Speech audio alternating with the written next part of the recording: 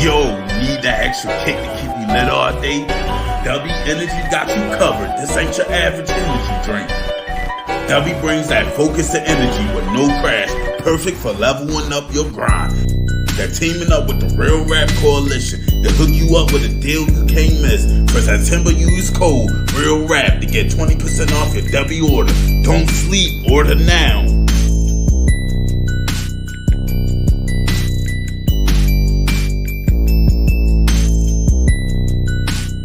They can talk like Macho Man Randy Savage.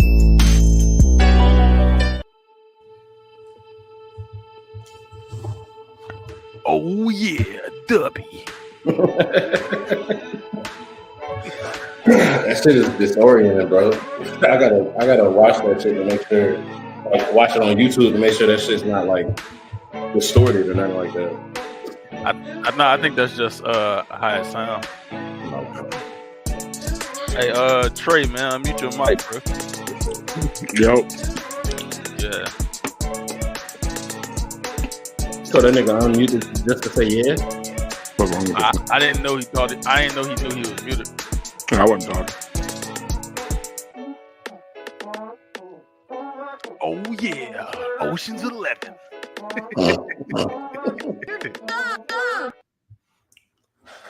What's up, y'all? Real Rap Coalition Podcast. We back with another crash course. Oceans. I guess we just call it Oceans. It's the Oceans franchise. Yeah, Oceans franchise. Yeah, man. This was the result of the tournament where we figured out what we was going to watch, and this is what we landed on. This is going to be a short trip. It's only, what, four of these? 4 or 5? Yeah, 4 of them. 4 of them? Are we doing the Yeah, we should. Ocean 8? Yeah, we should. I just got a feeling that shit going to be ass. But yeah, man. Part of the franchise. Doesn't matter. You wrote on one of them Aliens, the worst movie ever made, and they got on your ass in the comments about it. Them comments did not agree with nothing. I don't care. That shit is ass. Y'all can love trash shit if y'all want to. That's your prerogative. You thought it was trash too, Trey? Whichever one that was. I don't know which one that was. I don't know Resurrection. which one That it was. That was Resurrection, man. right? 3 and 4 was fucking cheeks. What number is Resurrection? 4. Resurrection is 4. Worst movie of all time? Nah, Not all time. Thanksgiving. I think that's what Thanksgiving is crazy. I think that's what you said on there, huh, Roos? Worst movie ever or something? I don't know about ever. You said something like I that. definitely- They was pissed. I think of 3 I movies shit on that this movie. podcast. That are worse. Yeah, they was pissed in them comments. Yeah, they can get mad. They can get mad if they got Ripley. I'm about to say, I can think of 3 movies that we've watched on this podcast worse than Alien 4. I ain't gonna hold you. Facts. I know 2 of them. Thanksgiving is one of them. Thanksgiving is definitely one The of Room, them. bro. The Room is one of them. I got 40 in because The Big Lebowski is fucking terrible. Strange thing about the Johnsons. And I actually wasn't thinking that, but that's 5. So strange thing about Johnson makes 4. And See that No fucking- Evil.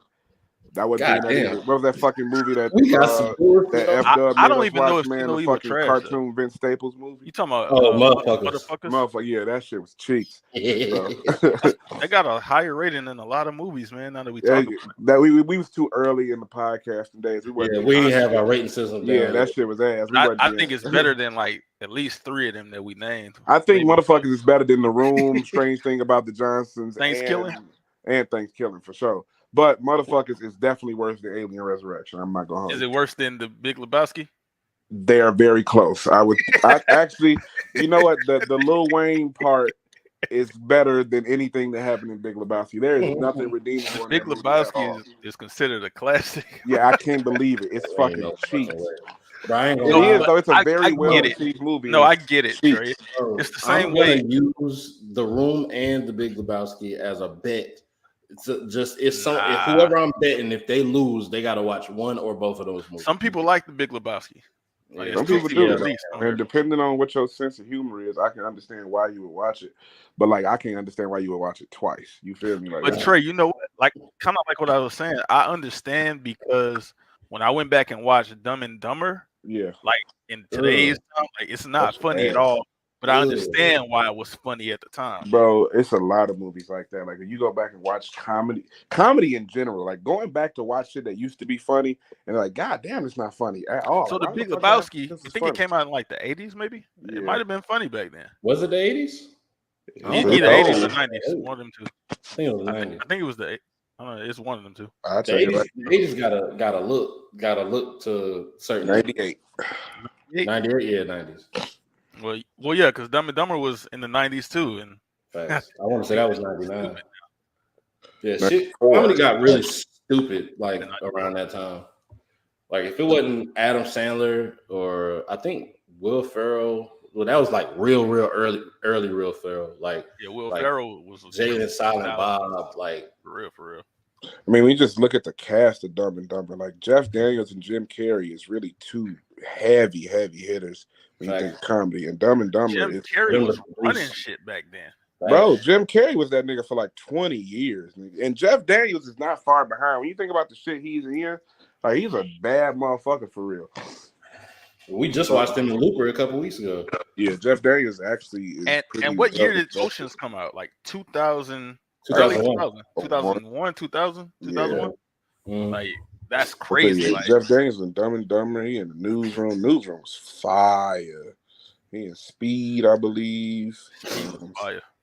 I ain't gonna lie. Early 2000s is really hit or miss because like you got shit like I was fucking with Charlie's Angels as a kid. I thought that shit was fire. Like these bitches running around kicking people and shit. That shit was fire as fuck to me. Motherfucking Mission Impossible was lit around that time. That's really where Tom Cruise got his like start or whatever the fuck. You got Jim Carrey with shit like Liar Liar. You got Adam Sandler with fucking Mr. Deeds and Billy Madison and shit. And then you got Dumb and Dumber. That's a huge fall off in comparison to everything else I just named. Dumb and Dumber was not. It wasn't 2000s. Yeah, but was it? No, oh, it was late 90s. If not, Dumb and Dumber was 94. 94. Mm-hmm. Oh wow, really? Yeah.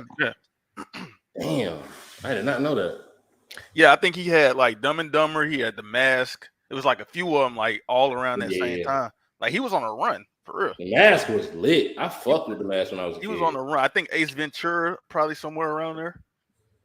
That's my shit. That's like some of my favorite Jim Carrey shit. Ace Ventura. Jim Carrey was on. See, so in the early 2000s, he had the one we watched, Eternal Sunshine. We watched that one. That was early 2000s. Jim Carrey. That shit was good.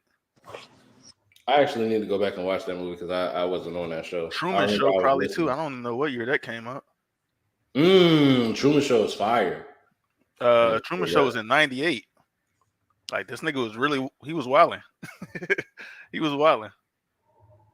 Yeah, no, just again, I understand why niggas was laughing at Dumb and Dumber. I'm not putting that shit on at all. Like even if I'm trying to, like if I'm trying to take my kids down the journey of comedy, like I'm gonna mention it, but I'm not pressing play on that.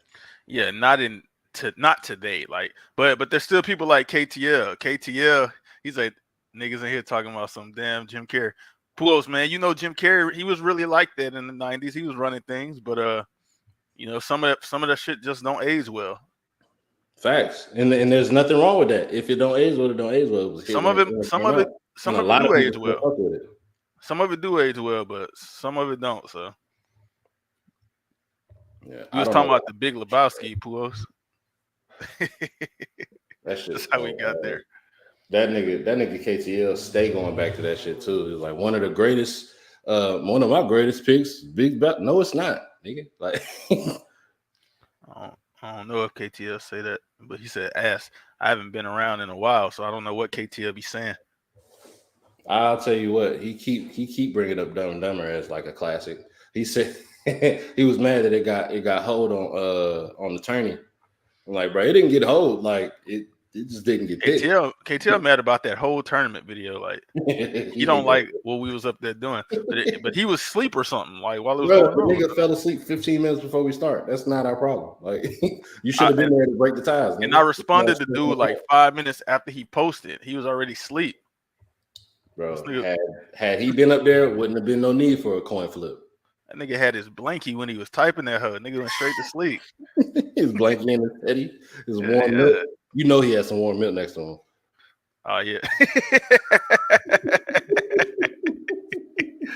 Pause. But yeah. What? Are you pausing? Nah, it's a warm nigga milk, bro? named Milk. So Puos and them. Oh, get the that's they all pause. right, bro. It's a nigga named Milk, bro. Jesus Christ. So milk being warm is pause? They did Or is it it. Roos. Come on, is man. it hold on, nah, because you got to figure this out. Is it because milk is warm or is it because it's next to KTL while he got his blankie? Both. You say nigga go to sleep fast. That's a newborn.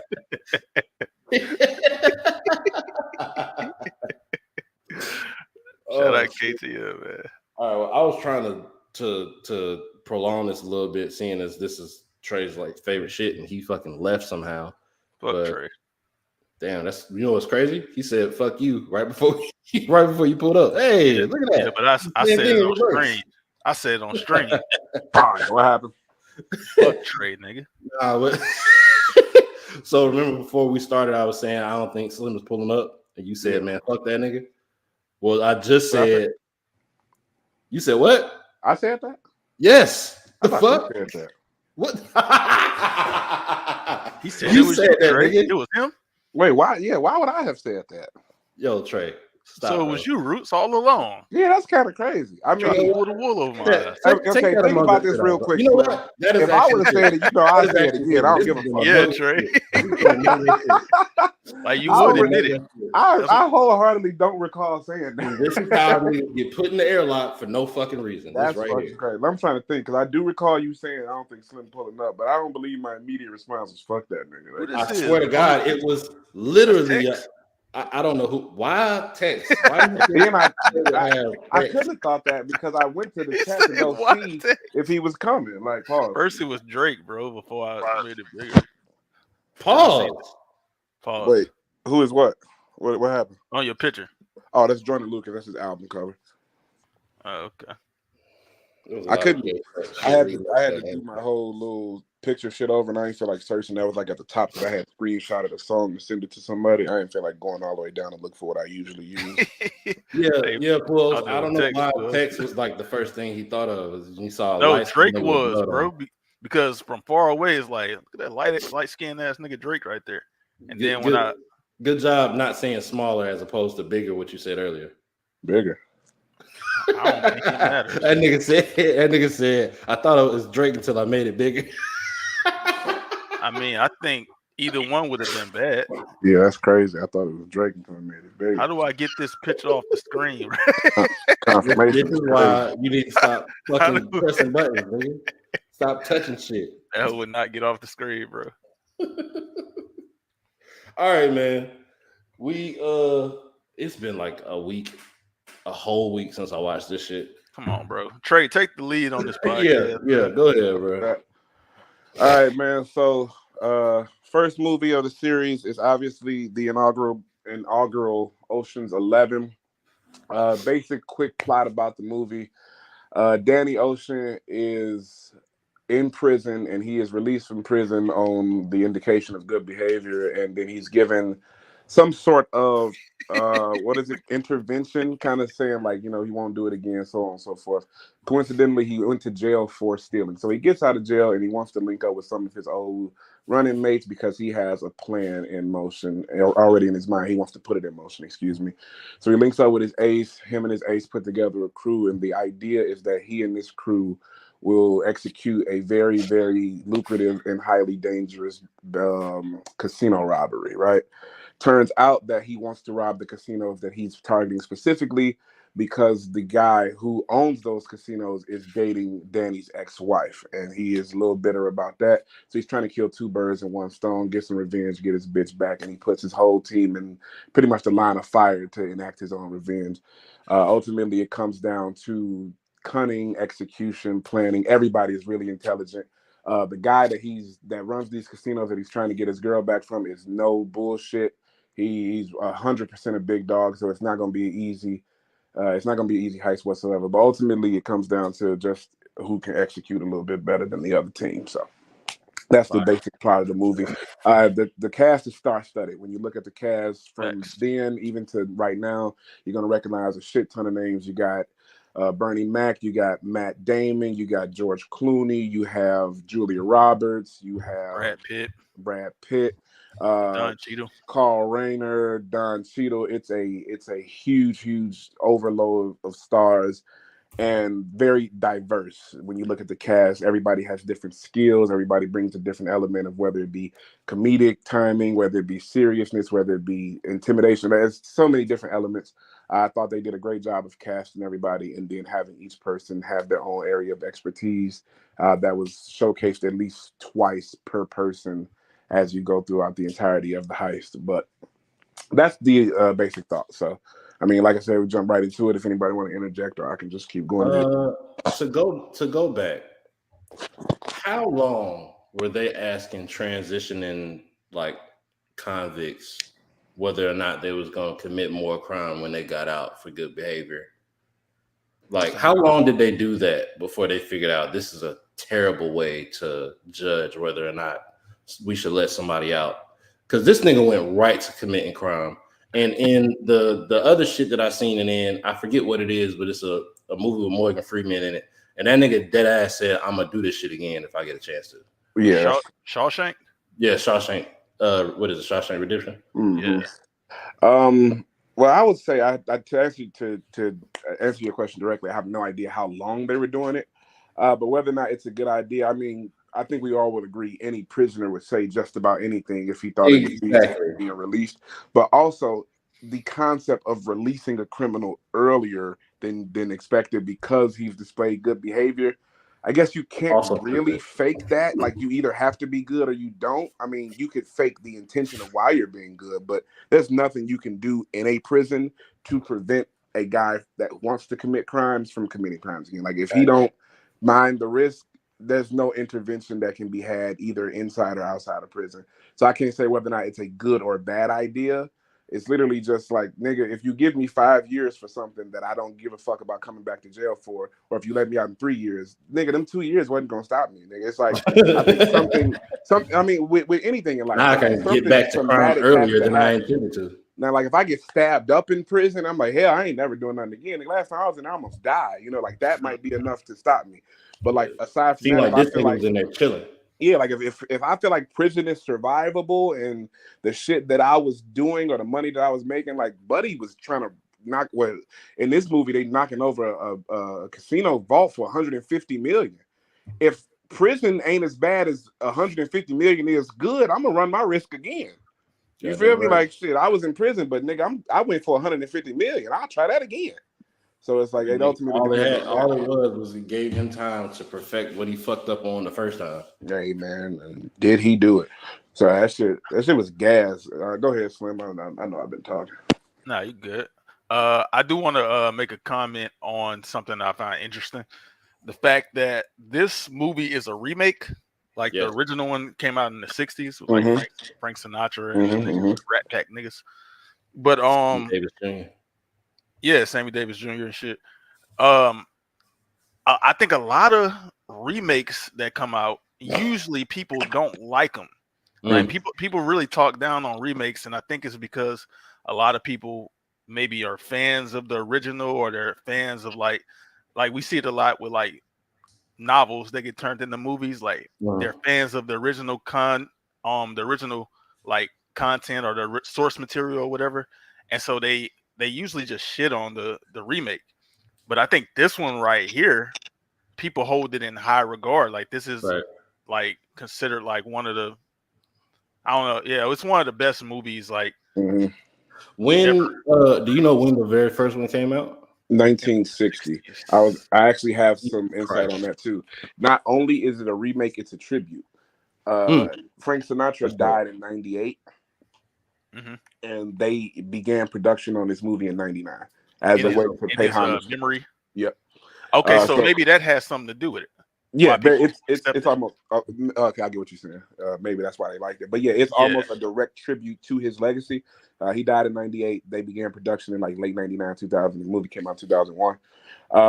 And even I'm not going to tell too much, but even in Ocean's 13, they make a direct reference to him. So like there's a couple scenes in 13 where like their honor code amongst these, like there's no honor amongst thieves, that's a famous saying, but like there's an honor code amongst those guys, and it deals directly with their correlation to Frank Sinatra. So and they actually reference him by real name in the movie, and I thought that was pretty interesting, which is what led me to do that research in the first place. But yeah, this Ocean's franchise remake is a direct pay homage to Frank Sinatra. Yeah, he mentioned that 80% of remakes are ass, so yeah, that might also have something to do with why people don't like them. Well, I mean, can we really speak? Because this is from the 60s to 2001. I don't know how many of the 80s got a remake to where it was in the early 2000s, but I know for sure whenever it comes to shit that like came out when we was kids that they remake as we're adults. My bad. Mm-hmm. 80%. But I say that to say I don't know how much that counts for the older shit that got remakes. Yeah, because I think go ahead. Well, yeah, another one that we watched, 12 Angry Men. I don't think they got a bad reception either. I think they call that one of the best movies ever too. I mean, you got to think about just the time span, right? We're talking about 41 years. So think about the people who saw the original Ocean's 11 in 1960.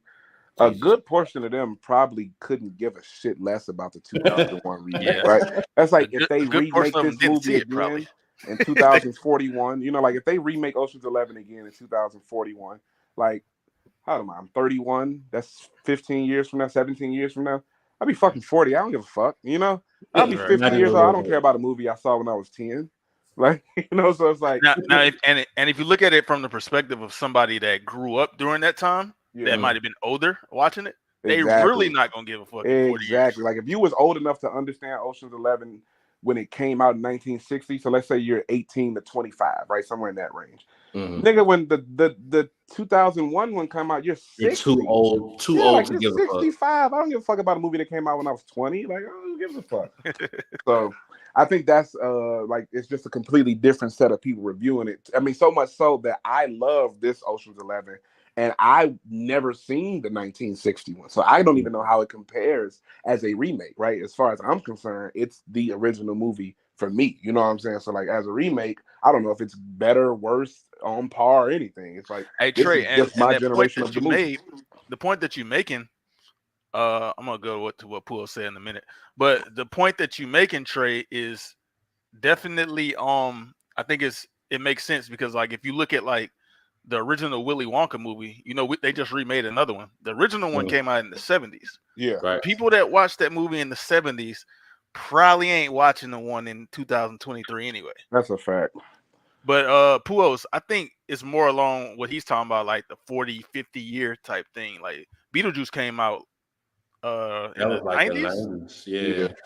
Yeah. So or think about like this Fresh Prince remake, right? Like I grew up on Fresh Prince, and then they remade another one like 3 years ago. I'm not too far removed. I've never from that. seen it.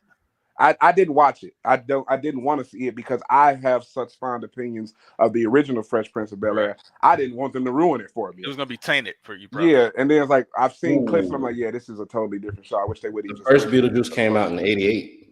88. That's still not. That's So still what's not that? too far. That's almost 88 to 2024, nigga. Yeah, that's 36 years. That's still not too far along for real. I don't know. That's kind of crazy. No, because have there been something like The Shining came out in the 80s. Like no, there was a show that came on, like an animated show that came on in the 90s, and that's all we've seen of Beetlejuice since then. Beetlejuice I remember watching Beetlejuice when I was a kid.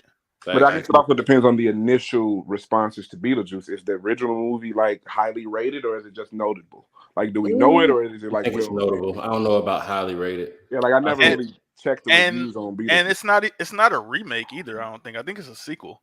The one that just came out. It is a sequel. Like if we're talking about gaps in between original movies and the latest installation, nigga, we just watched Alien Romulus, and the first Alien came out in what, 79? Yeah, 70 something. All right, so like we looking at shit, damn near what's that? But if you talk 45 about years? remakes, Pools, like the Haunted Mansion, now that came out when I was a kid. The new one is kind of regular, I guess. I don't know. It's regular. I remember It's the not old one being ass, it's alright. not fire. It's regular. But like the old right when I was a kid, like watching that first one, that shit was fire to me. Right. If you talk about direct remakes versus sequels, sequels might be a little bit different. Yeah, either way, I think it's a little late to be doing it. Yeah, but I mean, we are kind of diving way into a totally different subject, which I think might be an interesting for the second time. We're 25 minutes in. All correlated. No, I mean, it's not that it was like off subject, but like we are. I think Slim said I stand movie. I just watched the remake last Thursday to a movie that came out in 2022. What remake was that? Like KTL and them saw the Crow remake. I think they ain't like it. I don't know if they liked it or not. I didn't watch their review. The original Crow, I definitely want to say that came out in the 90s, probably like the late 90s. That's when that nigga died. Either way. What did y'all think about if y'all want to break down like the cast of everybody in this? I mean, go ahead. No, I was gonna say I'll say the ones that stood out for me were Brad Pitt, Don Cheadle, and though we didn't see a lot of him. Bernie Mac definitely stood out just because he's fucking Bernie Mac. Fucking what's his name? Who you said? Don Cheadle. Don Cheadle, yeah. He was good. His accent was ass. Really? Was it? What was it like a street London cat? That shit was ass. You ain't fuck with that shit? I mean, it didn't bother me, but I'm just saying, like, as an accent, that shit was ass. I'm gonna actually agree with Slim. Like, as an accent, it's almost like a parody accent. Like, it's almost comical. Like be nice to work with proper villains again. Like, but shut the fuck up. And then I guess me knowing that it's Don Cheadle too, I was like, bro, that's terrible. It's like they just nosed up the mainframe couplet, nosed it right on up. Like, well, shut the fuck up. Come on, that nigga said rubble. Yeah, it's fucking crazy. I didn't watch this movie recently. I'm like, it's crazy. I remember his fucking lines. I've seen this movie so many fucking times. But speaking of Don Cheadle, the problem is they know their mistake and now they're fixing it. Yo, the Don Cheadle situation. So I had read about it like a while back because maybe around the time I first saw this movie. But so Don Cheadle actually not credited on this movie, and his name is not credited in the movie. And I think some Johnny Depp, what is it? Nightmare on Elm Street shit. I don't know. Well, when it first came out, Johnny Depp wasn't credited on this either. And then when they went and did the first like reboot, when did Nightmare? When did it come out? In the 80s. That was like early part of Johnny Depp's career. So that's his first movie. Like so I think the opposite applies here because Don Cheadle was already like a big, well-known name. Not what he is 25 years later, but so they hold the Don? No, he did. It was intentional because he wanted to have his name like you know how the top billing they got like 2-3 names they put up there. Yeah. He wanted his name up there with George Clooney and shit, and they was like, nah, your name can't be up. So he said, fuck it, just don't put my name on it. He said he's not gonna have his name on it at all. Wow. So instead of almost certainly being outshined because it's fucking George Clooney, he just said, fuck it, I'll just take the dub or take the L and not have my name on this shit. Yeah, I mean, I guess he didn't consider it an L. Maybe he did it out of spite. But the rest of the franchise, he definitely has his name credited in there. I bet he fucking did. On this movie, he didn't get credited on it because he couldn't be up there with George Clooney. That might have been some like young, cocky, dumb shit. So it was George Clooney, Matt Damon, and Brad Pitt, I guess. But they also had Julia Roberts too, and she was. Then they had Andy Garcia too. Like they literally had like. I mean, to be fair, at that time, Don Cheadle might have been the 7th most famous person. You got Bernie Mac too. No cap. I mean, I would say that Don Cheadle was more famous than Andy Garcia, but Andy Garcia's role was triple. We see what Don Cheadle had before this movie. That's what I'm about to go look Because up like you right got to now. think about it. He's I'm not looking going at it. ahead of Matt Damon, Brad Pitt, or George Clooney. So he's already fourth at best. So he's not going over Bernie Mac. That makes him 5. He's not going over Julia Roberts. That makes him 6. And Andy Garcia is the primary antagonist who has, again, triple or quadruple the amount of screen time and lines as Don Cheadle in this movie. So Right. he's competing with Carl Reiner, who Saul probably has more fucking lines than him. Don Cheadle's more important than the twins. The little Asian dude, I don't know his real name as an actor. I think named Yin. Oh, was that his movie name? The Amazing Yin, yeah, that's his movie name. Yeah. And what's the other one? No, he's not even shit. And one of them twins is Casey Affleck, which that The nigga other one is about Scott Can. Yeah, so like he in competition with the whole cast, nigga. Like it ain't no ducks in this cast. Hold on. So before when that came out, 2001. 2001, yeah. He had he was in Swordfish. Did Rush Hour come out before or after? Before. No, Rush Hour 2. That's after, because he was in the second one. Well, Rush Hour 2 came out like 2003 or 4. He got Swordfish. He got Boogie Nights. He was in. He got Colors, Hamburger Hill, Traffic. He did some shows. Meteor Man. Yeah, he was out of his depth, bro. Yeah, nah. He's not standing out at all, bro. So I'll say this. I know of, he's like third string on these movies that I know. But I guess he had already been acting. I'm looking at the dates. He had already been acting for at least 15 years already. So right. I guess maybe he just felt like he was on Fresh Prince. Remember? He was on the episode of Fresh Prince. He had been acting. But just look at this, right? Like, there's no way he goes in front of George Clooney, like not in experience, not in movies, and definitely not in this movie as George Clooney is the main character. Matt Damon and Brad Pitt are leagues above him at this point in their career. And then again, Julia Roberts is one of the, if not the most famous acting bitch in the world at that point in time. She definitely was. She might be 1A as far as actresses go at that point in time. And then again, Andy Garcia is the main antagonist. He's gonna get that starring role. But then think about Bernie Mac. By 2001, Bernie Mac had done the Kings of Comedy. He started his Bernie Mac show. He had done Life. He had done the Players Club, Friday. Bernie Mac was triple who Don Cheadle was at that time. He had a show coming out or on the way out. It might have got. It says it started in 2001. I'm about to say Bernie Mac show started in 01. And then Life came out in like 99, I believe. Players Club came out in like 99. I know Friday came out in 95. He was in Friday. And then the Kings of Comedy came out in 2000. So he was lit. And he was the fucking above the rim house party. He was the main event of the Kings of Comedy. Nigga, like he was that nigga right then and there. Like that might have been Bernie Mac prime. 99 to 02, it might have been the best Bernie Mac time ever. And he was rolling out movies almost consistently from 01 to 03.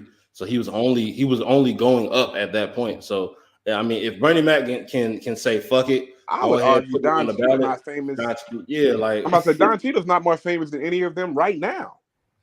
Don Cheadle got a Marvel check. For real. He got a few Marvel checks. So I mean, he's a part of the continuation of Marvel. Which of those niggas is that he more famous than right now? Also with LeBron. Oh my God. Is Don Cheadle more famous than George Clooney? So much stock. No, Trey, but you got to go down to like how you were saying the Andy Garcia. I'm saying he passed Andy Garcia for sure. He arguably, I'm saying I think he was more famous than Andy Garcia at that time. But I'm just saying like there's no way he gets credited ahead of him given the roles they had in that movie. But I'm saying like if we talking about the Matt Damon, the George Clooney, the Brad Pitts. Like them three niggas are like three blockbuster niggas. They only under like the Will Smiths and the Leos. But this is the thing. So I get. So he didn't want to be above them, but he wanted to be with them. Yeah, he wasn't. That's what I'm saying. Like there's no case to make that he was. Like bro, you can't look at. You can't be on that level. He wasn't. Bro, like you got to keep it a buck. Don Cheadle was not a Matt Damon, Brad Pitt nigga in '99. Or 2001, whenever the fuck this shit came out. Bro, you can't be on a basketball team, an all-star team with LeBron, Kobe, Michael Jordan, and fucking, I don't know. Anthony Edwards say he's number one. Prime example, right?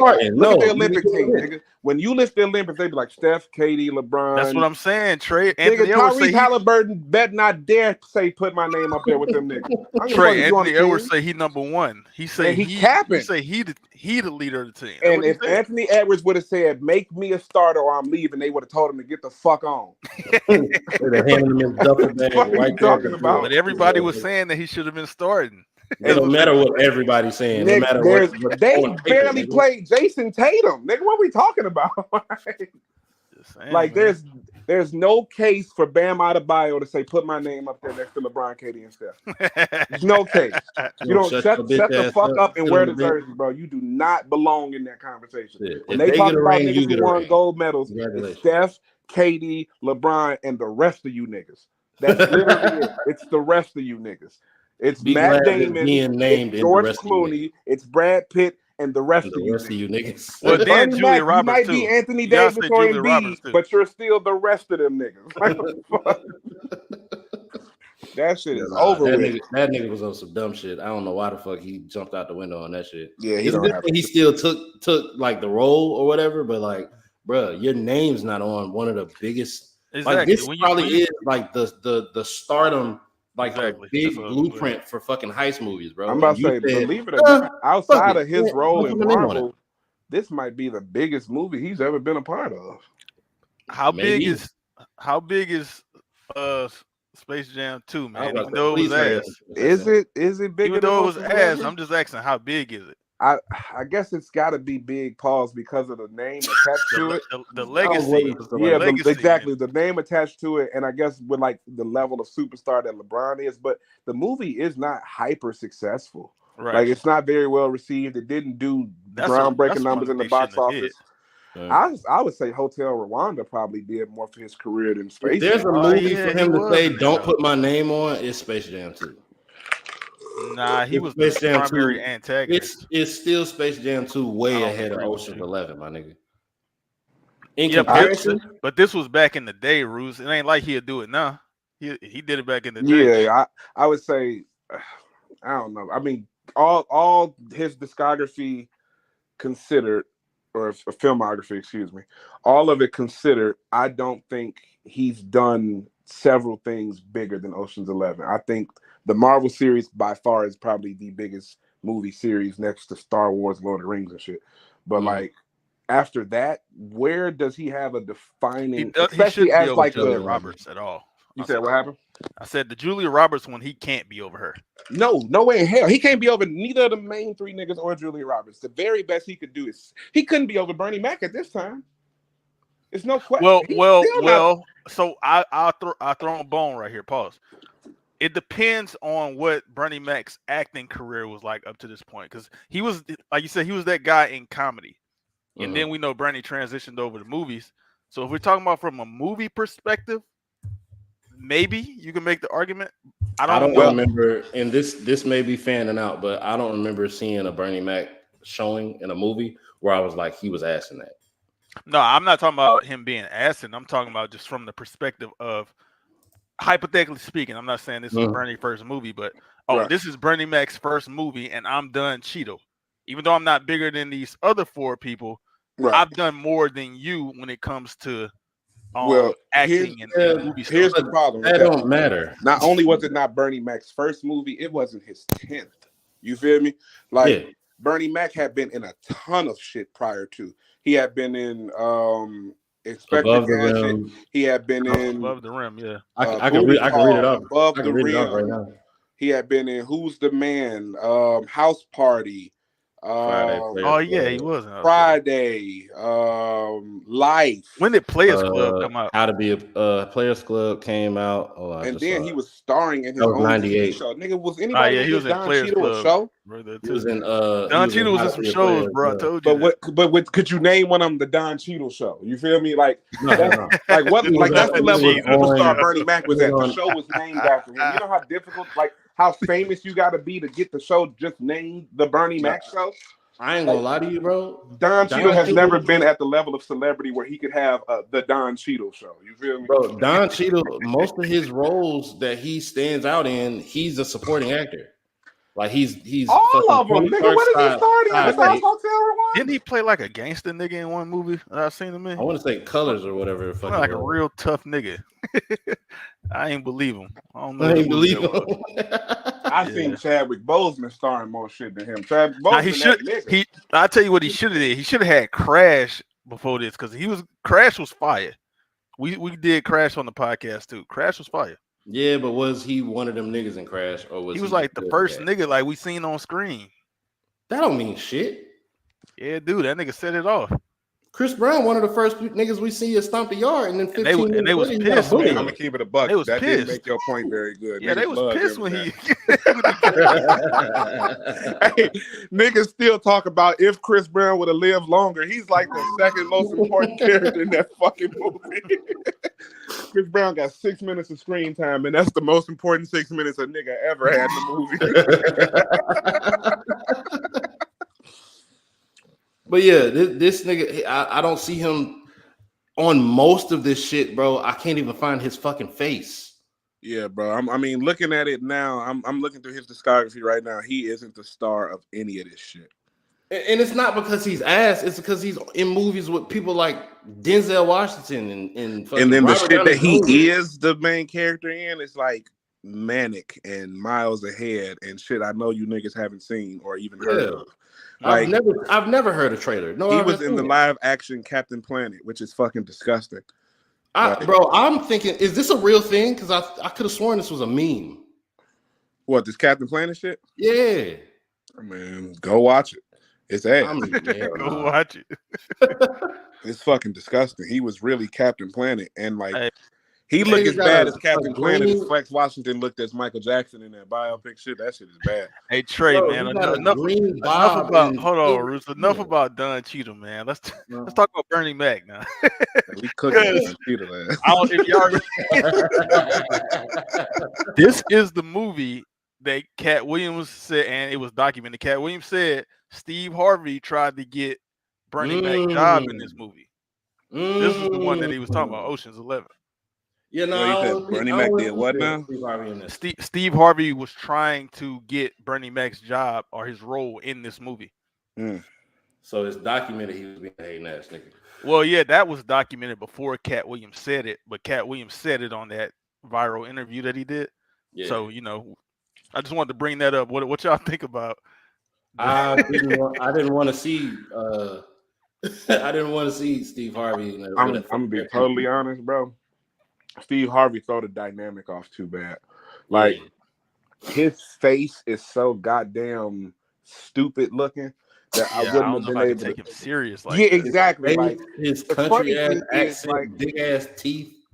Bernie Mac got to be one of the funniest motherfuckers ever, but he also looks serious. You know what I'm saying? Like he has the demeanor and the poise to pull off a serious role.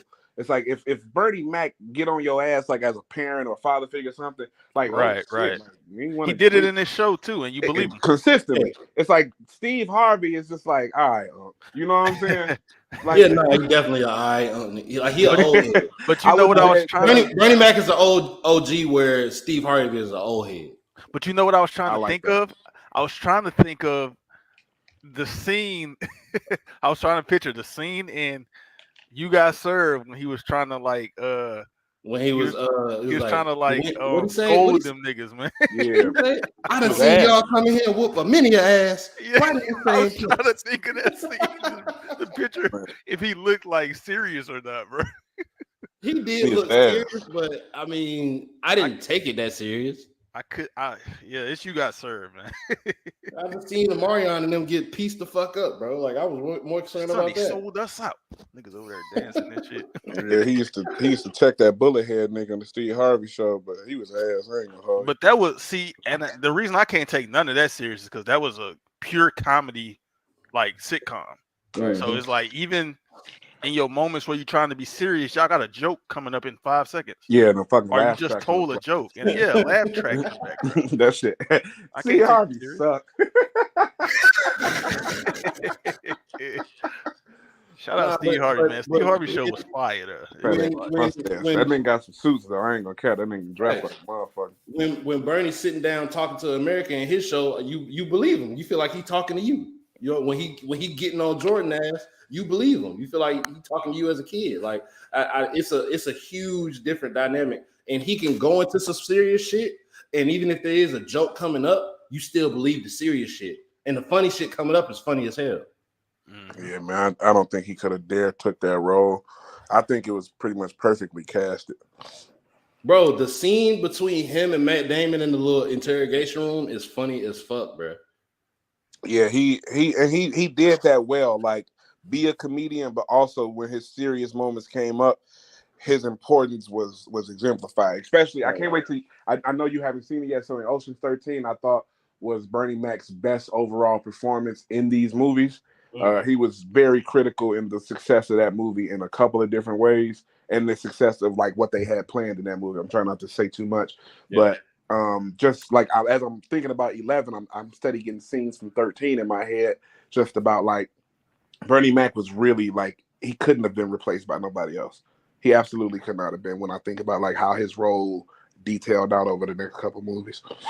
Right. So enough about the niggas, about the hold it down, Roots. So yeah, that's a fact. So we talked about the crew and the cat. What about the antagonist, Andy Garcia? How y'all think he played his antagonistic I role? think he did really well, and I'm not familiar with him at all. Honestly, Amazing. He was in one of them Godfather movies. He was absolutely amazing, and he continues to be throughout the series. His role is integral. Facts. So he's a continuous antagonist. A motherfucking demon too. Spoiler alert. That nigga's scary, bro. Like he actually shakes shit up.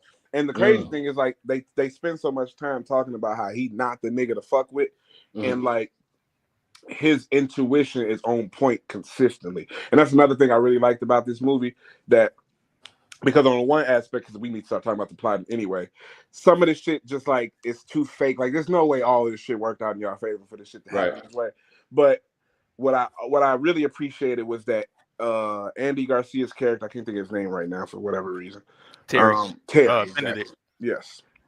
So like he wasn't dumb, bro. Like he never went for the dumb shit. He was on point.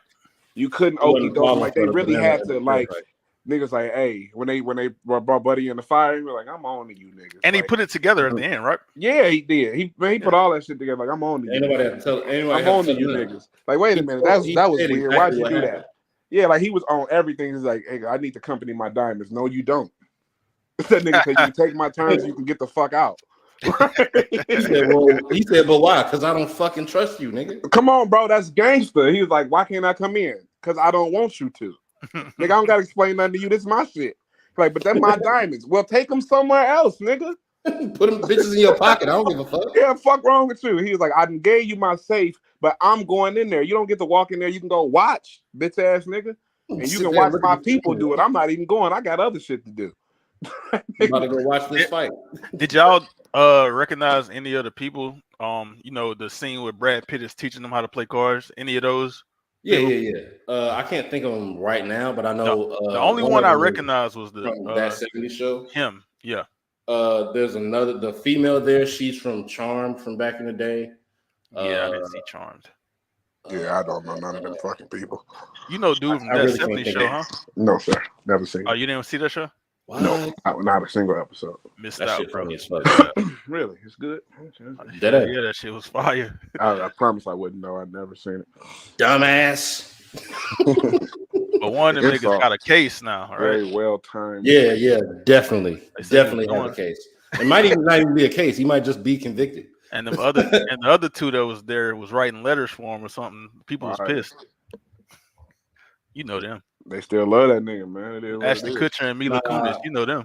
You can't definitely be know both of them. Hold on, bro. Hold on. You can't be your introduction to like stardom or whatever is you lying about your age as a female kissing on grown niggas in these scenes, and then write letters for a nigga that was kissing on little girls. Man, what are you talking about, bro? Come on. Mila Kunis was underage as fuck. She was not. She married that nigga. Yeah, and then turn around. That nigga she was kissing. 2 decades later, she writing letters for somebody with the nigga that she was kissing. I don't know. It might go hand in hand. Shit, it's a nasty hand to hand. They need to wash their hands. How old was it? No, let's not get into that.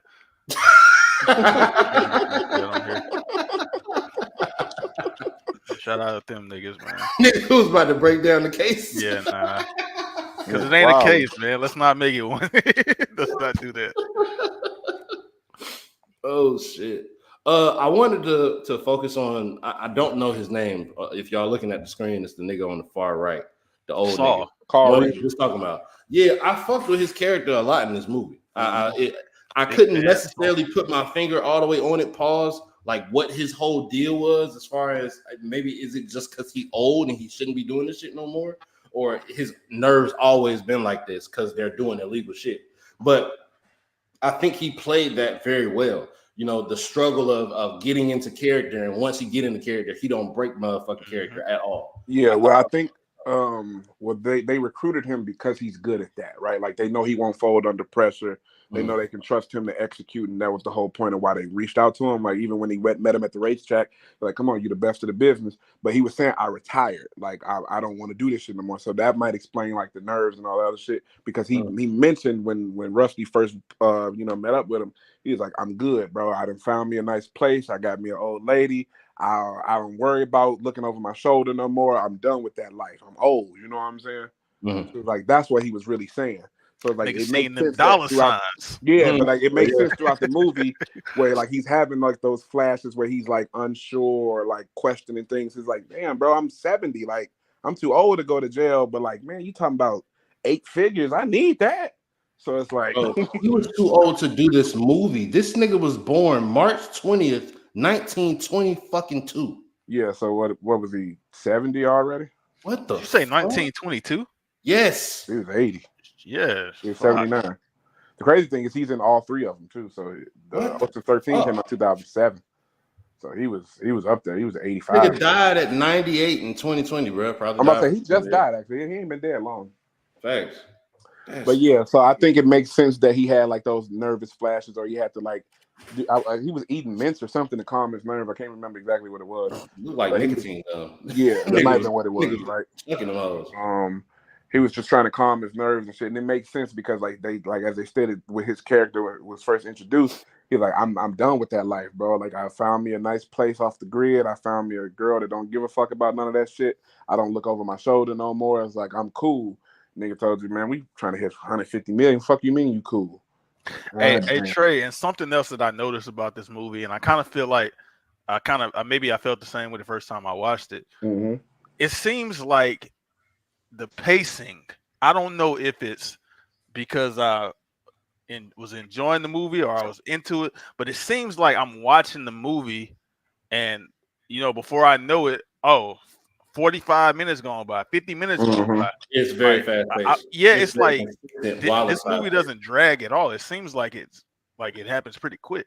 Yeah. I'm gonna be completely honest, bro. I agree with that 100%. I was about to say from the moment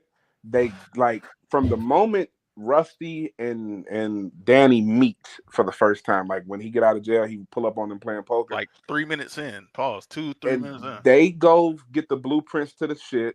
They walk out the elevator, then they go meet up with the rich dude that live in Vegas. I can't think of nobody's fucking name right now. Ruben. Yeah, they go link up with Ruben, and immediately they pulling everybody in. They get everybody back to Ruben house. They run down the plan. And remind me to come back to this scene because I fucking love this scene. But they run down the whole plan and shit. After that, it is execution. So it's nonstop. Like it's so many elements, bro. Yeah, like even shit that I didn't realize. Like we got to build a working replica of the vault. Like that's a scene. When they getting in the trucks, that's a scene. When they getting everybody to all these places, those are scenes. This is that. And I'm like, by the time you half an hour in, nigga, we are full swing. Like nigga, they are robbing this place for the next hour. And it's like there's something happening the entire like. There's nothing happening by chance. Like every single step, even when he pull up on his ex-wife and like those little things matter. You know what I'm saying? Like, and I love like, and this is why I told you a long time ago, Roots, when you first introduced Lucky Number 11. Yeah. This is why I like Lucky Number 11 because you watched all that shit happen, and even the shit that felt like, why the fuck would he have done that? Oh, you feel me? Right. Like it came back. Like even as simple as naming himself Slevin Culebra, like. Yeah. That shit mattered at the end. I'm like, that's fucking crazy. So it's like they was doing little shit like that in this. There was a that's part where they exactly what I'm talking in, about. Like they as zoomed something in simple on as the fucking the tree, the little tree that hang from the fucking from the mirror, like the hung backup from the mirror. mirror of the truck. They zoomed in on that, and then 10 minutes later, they showed them drive off in this van that little bro, tree. they built a practice vault, and I thought it was a practice vault. No, nigga, it was to make you look at it. Like they built it for the dude to practice in it, but then fake the tape for it. You feel like that's fucking bananas. Or him sitting down with his ex-wife and then actually he wanted to be seen by Terry so that Terry would ban him so he could put so he could be in that room. Yeah, exactly. He wanted it to be fucked up like that because he worked with the fucking security guard nigga, and he had to find like that shit was so crazy. And then all of that to tell him like, hey, we did rob you, bro. Like, hey, you gonna give me my bitch back? Hey, Trey, and that's another part. Even that is a scheme because he got the camera. He stopped bro, in the hallway right under the camera clever, and bro. made the phone call. Hey, tell my bitch, go ahead, hit this channel right here and make sure she watching at this specific time so she can see how much of a fuck nigga this nigga is. That shit's so gangster. What you were finna say, Slim? I was finna say even like the part where what you mentioned where he got the phone call and they looking at the security camera. I'm talking about Terry and all the security team. They watching the vault get robbed and everything. Even right there, he figured it out right there too. Like he told them what was going on. He was telling his partner or his worker, whoever that was asking, like, I don't understand what's going on. They was like, we watching the tape. Like it's a fake. Bro, that nigga so gangster. Off the floor, remember? Yeah, he was like, wait a minute, rewind that tape. He was like, rewind that. He was like, why? He was like, that's not my vault. Like, what do you mean? We had Bellagio imprinted on the floor Tuesday, nigga. That can't be right now. Attention to detail, bro. That's why and then he doesn't stop being like that. He never gets dumb. He never like falls for nothing. He like, I'm about my motherfucking money, nigga. And that shit gangster, bro. He is really, and I feel like he's perfectly casted as well because he has that look. Like you said, he was probably like in old mafia movies and old mob movies. He looked like a nigga that commands a mafia team. You know what I'm saying? Like, I believe you got money and power. Like, you look like it. So it's like that shit was crazy. But I want to revisit when they first detailed the plan at Ruben's house. And this nigga Danny's like, okay, so bad news first. This place has a security system that rivals most nuclear missile silos, which is a fucking wild thing to say.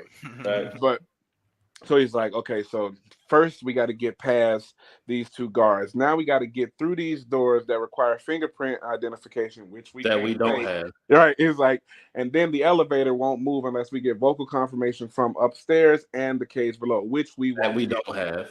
And on top of that, the elevator is rigged with motion sensors, so even if we were to rig it, it would shut off immediately. We'd be trapped and captured. Now we just have to get down to the bottom through these doors that have 6-digit codes that change every 12 hours, past the two guards with Uzis into the most elaborate vault door ever conceived by man. So that shit was fucking nuts. The little Chinese nigga like, we can't dig our way in. He's like, no, nigga, they have sensors that monitor the ground 100 yards in every direction. If a groundhog were to nest there, they know about it. It's like crazy. Then this is what kind of goes back into your point about the old guy. He was like, okay, so just a question. Let's say we do that, right? We get into the door, we can't open, down the elevator, we can't move, past the guards with the guns, and into the vault we don't know the code to. Oh, like without being seen by the cameras. Oh yeah, forgot about that. So let's say we do all of that. We just supposed to walk out of there with $150 million cash on us and not get stopped. Yeah. Yeah. All right, bet. That's how crazy. Look, that's how crazy these motherfuckers are and how confident they are in their fucking skills as individuals. And it's so crazy that that's exactly what happened. Them niggas walked right out of that bitch. So, I mean, the SWAT out there. Yeah, I mean the plan. I mean, we've been talking about it for an hour. We can kind of just skim over it, I guess, unless somebody got anything important they want to highlight. I got a question. Yeah, for sure. So obviously we like you said, we pretty much talked about like a lot of the background and things about this movie. So I want to say, like, at its core, at the very core of this movie, it's essentially a traditional or a typical heist movie, right? Yeah. You get a crew, you plan it, you do it, They got I some think- problems that happen. I would and say, you fix it. as far as what this is actually what carried over what a heist is to this like century. Because they was doing heist movies throughout the 1900s, where you got the fucking original one. They've always done them. They've always done them, right? They've always done them, but this is a revamped down to its core and brought into the modern age. But my question about it was gonna be like it's still like the same structure, pretty much of like what they do. But okay, so what is it about this movie that makes it so much better than a lot of other heist movies when they typically follow like the same formula, you know? Well, I would have to look, and I would have to be privy to all of the shit that came before this, because I'm only privy to the shit that came after. Well, I'm speaking in terms of the things that came after too. Okay, well, with the Now You See Me's and the tower heist and things of that nature. Now You See Me is definitely in the runnings for one of the best, in my opinion, one of the best heist movies ever. Because that shit goes absolutely crazy, and it has half of the amount of people that this has. Mm-hmm. But I think with the star-studdedness, with the fact that with every star comes their personality, and putting all of those personalities together made just a very great team as far as for the movie. I think that's what helps it stand out. The girl in Now You See Me don't stand out as much as Woody Harrelson and what's his name? Dave Franco. Jesse Eisenberg too. Jesse Eisenberg, right. But with this, even the motherfucker that don't speak English, like I found myself paying attention to everything he do the same way that I'm paying attention to everything else. So I'll say like, go ahead, Trey. My bad. Well, I was gonna say my answer's probably a little bit longer. You go ahead. Well, I was just gonna say like if we say something like pause, Roots, I know you saw Inside Man. Pause. I saw Inside Man. Mm-hmm. We did the Italian Job on here. Mm-hmm. I think both of those movies are pretty good movies. They're not this, but there are some other ones like I saw The Town, which some people like. I think The Town was cool. I don't like it as much as some people do. They got that one scene with the little mask and shit that was cool, but it seems like this one is just like, I guess, a cut above the rest. Like that's why it's held so in high regard. So I don't know why. I got it. Wait, y'all watch Inside Man? Pause. No, not on here. On here, but we've seen. Yeah, we. Well, the Denzel Washington one or the newer one? The Denzel Washington. Okay, great. That's number 3 on my list of favorite movies. It's crazy. For the similar reasons. Very much so. Number 2 is Now You See Me. Wait a minute. Hold on. Wait a minute, Trey. You said this already. I specifically remember you being part of some jokes about me being the heist movie guy. I'm definitely the heist movie guy. I'm pretty sure you was a part of them jokes they was trying to make. What's your point, man? I fucking love heist movies. Well, maybe he wasn't. I'm about to say, yeah, Ocean's 11, 13, Inside Man, and Now You See Me are amongst my 3 favorite movies ever. Like, wait, hold on. 11, 13. Why did you just exclude him from being a hypocrite just now, just because he said I'm a heist movie? Because I lie a lot. I think he would have admitted it when I'm pressured. Like, yeah, if it's something like that, he know I would just say, like, I probably did do that. Yeah. My reputation precedes me. I usually don't lie in these situations. I would lie and say, bro, I ain't fucking say that. Did you see the Italian Job, Trey? No, I never seen it. Watch the Italian Job, man. Oh, and Den of Thieves. Den of Thieves was one of the movies I was about to reference. Den of Thieves is hard. It was hard. So that was kind of what I was about to use to make my reference to this. 50 Cent, O'Shea Jr. O'Shea Jackson Jr. Yeah, there's a couple niggas in there. Den of Thieves is hard. I remember his name. Den of Thieves is hard. But I would say Ocean's 11 probably is highly regarded for the simple fact that, like you said, all heist movies have that basic plot line of assemble a team, everybody do their job, you run into the problems, eventually you overcome it, and there's the little twist at the end because it had to be a twist for the heist to work, right? I think what makes Ocean's 11 so clever is, one, the number of people who are their own individual entity doing things. So it's like you have so many working parts, and each person is like important. Like in Den of Thieves, there are a lot of people doing shit, but only people that really matter are 50 Cent, O'Shea, the white dude, and then like you know what I'm saying? Like, who else is even in that fucking movie? You know, and then Can't remember. with why I think Now You See Me is so creative because it gives an element that you couldn't really use in Magic, right? They Thanks. rob and shit with Magic, so it just gives you so many fresh new ideas. With Right. Ocean's 11, I think what it was that the problems were there because, of course, a heist requires problems, but there was a real antagonist. Like, who's the antagonist in Den of Thieves? No I idea. don't know. Like the antagonist in fucking Now You See Me is The kind FBI of dude. Arthur, Morgan but it's Freeman? also kind Oh of no, the FBI. it's FBI also guy. the FBI. It's also Morgan Freeman, but it's also the dude that they work for that they're secretly robbing. You know what I'm saying? Yeah. So it's like there's no one nigga A that's lot of really elements cold. Like to that shit. in Ocean's 11, there's one cold nigga who's really against y'all, and he's like figuring this shit out as it's happening. So it's just like that's impressive in itself. But I think the most impressive thing about this Ocean's 11 shit is that the plot twists were so unique in a sense that I wouldn't have never thought of that. You know, like building a fake vault as an opportunity to practice, but as an opportunity to show them they're being robbed before they're being robbed. So they dispatch their forces and abandon their safe vault. Like nobody fucking saw that coming. You know what I'm saying? Hey Trey, you know what? Now that you say that, I think we've talked over the last few weeks. We've talked a lot about things like getting influence from certain things and Mhm. how everything's you can say everything's been done, but it's like people do things in a different way than how they've been done before. Mhm. I think that what you just said about that vault thing, it might be where they got it from in Fast Five because they did the vault thing in Fast Five, Yeah. and And it's then like they changed it out. switched the vaults.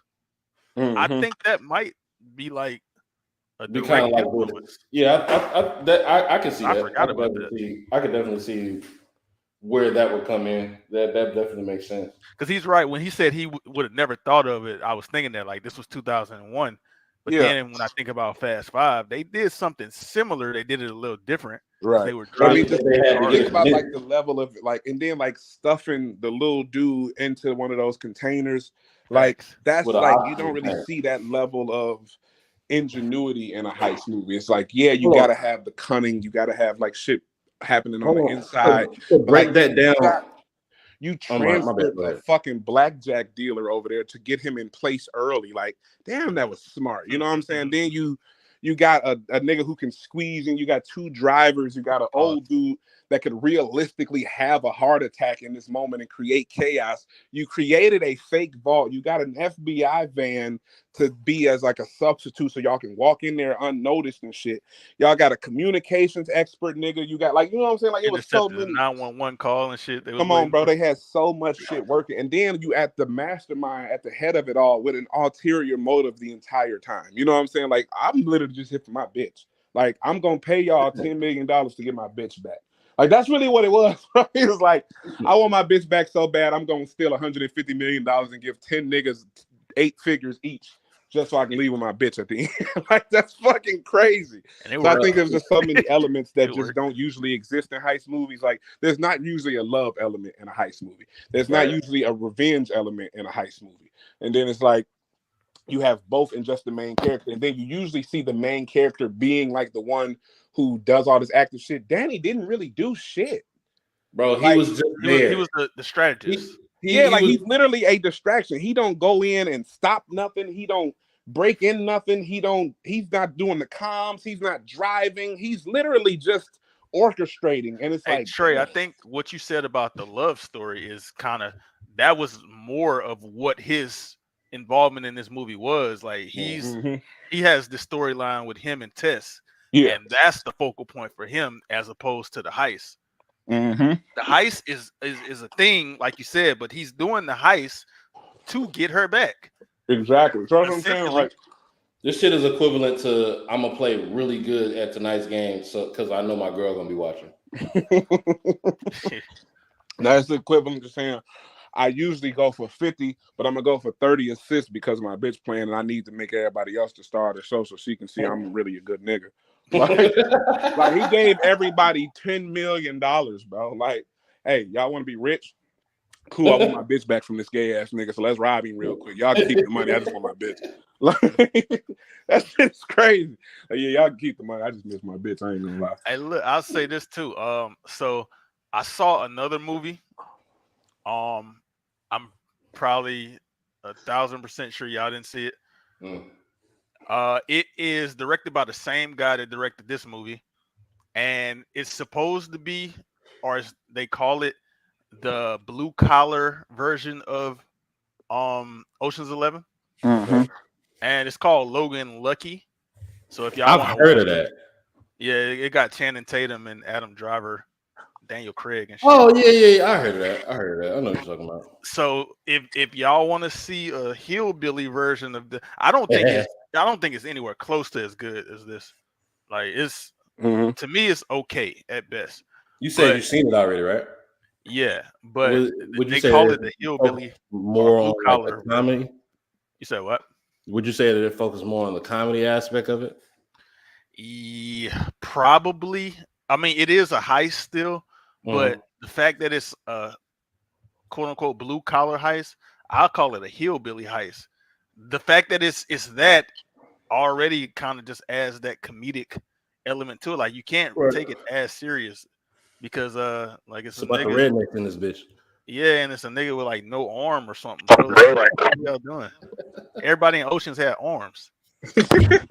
Everybody else. Nigga didn't have no arm, bro. I'm sorry. As Trey was going through, like breaking down the different elements of this fucking plan, I was thinking of some other ones. You got the fucking twin brothers, or not, I guess they twins or they're just brothers, but they always arguing. So you know that they can put on a show that's going to look real with them arguing. They release the balloons to cover up the camera so you don't see him, Brad Pitt going in, or not Brad Pitt, Matt Damon going and pickpocketing. I'm sorry. They flew to Chicago to get that nigga. They just knew that he was a good pickpocket because his pops put him on or whatever the fuck. They flew to get him, brought him back so he could do that and also play dress up. Also, while they gave the little Chinese nigga just enough oxygen for him to make it from where they started at, survive that argument so the real guards could take the cart and wheel it into the shit. And by the time the vote closed from them leaving, he has time to get back to the real oxygen and be able to breathe. Let me ask y'all a question. What's up? Another question. What would you describe this as? Is it a plot hole? Is it plot armor? Is it like just comedic? Like I don't know. What would you describe this part as? Whenever Pulo said hillbillies have no brain cells, how can they orchestrate a heist? I don't know. Go watch Logan Lucky, bro. Yeah. So the part where Buddy was in there and he got his hand stuck, and they were supposed to detonate the door. Plot armor. 100% plot armor. What would you call it? Because I don't know. It could be just comedy, like, oh, the batteries, you got to change the batteries. But I don't know. Like, what you think, Trey? Like, because I think that is kind of unlikely in this situation, I guess. I would it could be comedy. It's more comedy than anything. I think the plot armor, it's not enough plot armor for me to scream plot armor, but like him getting his hand stuck in there in the first place. Like, I mean, we knew that would be a big deal when he slammed his hand in the door of the fucking van anyway. Facts. I think the plot armor was him actually getting away at that time when they right, being able to get it out right when yeah. So I was like, it's comedic, but it is plot armor because like get the fuck out I can of say, here. Trey, I know why they did it. Of course, at the same time that his hand gets stuck, they just so happen to have to change the fucking batteries because they forgot to do fuck you, man. But I say this though, I guess it's a good for anybody that's never seen it. It's a good moment of suspense, I guess. Yeah, like they're counting down, and his hand is stuck in the door. They're trying to say, "No, don't do it," but nobody can hear him. And so maybe it's a good moment of suspense where you think, "Oh shit, they gonna blow this door up." What's crazy? I've seen this before, not a lot, but I've seen this movie before. But in that moment, I'm just looking like, "Oh, this little Chinese nigga hold as fuck." It's over for him. He about to get blown the fuck up because he got his fucking hand stuck because goof ass nigga wanted to hop out of the fucking van. And when they was getting him back in the van, this nigga hand got fucked up in the fucking door. What? Are you saying you didn't understand what I was saying or what? I don't know what you just said. He said, what? The whole time that I'm watching them count down and his hand stuck, though I've seen this before, I've only seen it once. But as I'm watching this, it's the building of suspense is definitely working on me because I'm thinking the whole time, this nigga is hold like a motherfucker. It's over. Right, exactly. That's what I was saying. Just because of the bad events, the bad luck that happened with his arm getting fucked up in the first place. Yeah, man. That's I guess we could chalk it up to comedy. That's plot armor too, though. Like, I would say it's 50-50. I guess it also works because they kind of mention that, like, the detonation from when they tried to black out the city or whatever, or when they did black out the city, that might also have something to do with why the batteries weren't working at the time. Which I don't know why that wouldn't have shut down the batteries in his pocket too, but that's what makes the plot armor. Because it's like, nigga, the batteries ain't dead. Like, fuck out of here. Y'all didn't. It's like, why do you have extra batteries on you? Nobody ever has extra batteries on them for any fucking thing. I don't know. I think that's Trey. Yo, Trey. I went out? Yeah. For a second, you good now. Disconnected from the Wi-Fi. Nobody ever has extra batteries on them for anything. Yeah, but come on. Like, why do he have extra fucking batteries? Like, cut it the fuck out, man.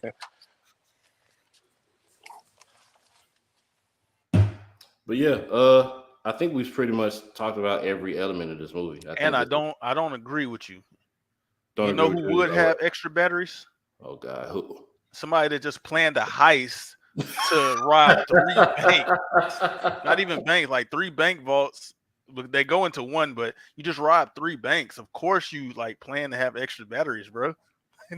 That is believable. You mean tell me they planned to have extra batteries, but they didn't look at that nigga wrapping his hand. Hold on. They didn't look at that nigga wrapping his hand with fucking toilet paper damn near or gauze or whatever the fuck it was and say, you're going to be climbing on shit that has jagged edges. You probably shouldn't be using that hand or at least not having fucking gauze on it.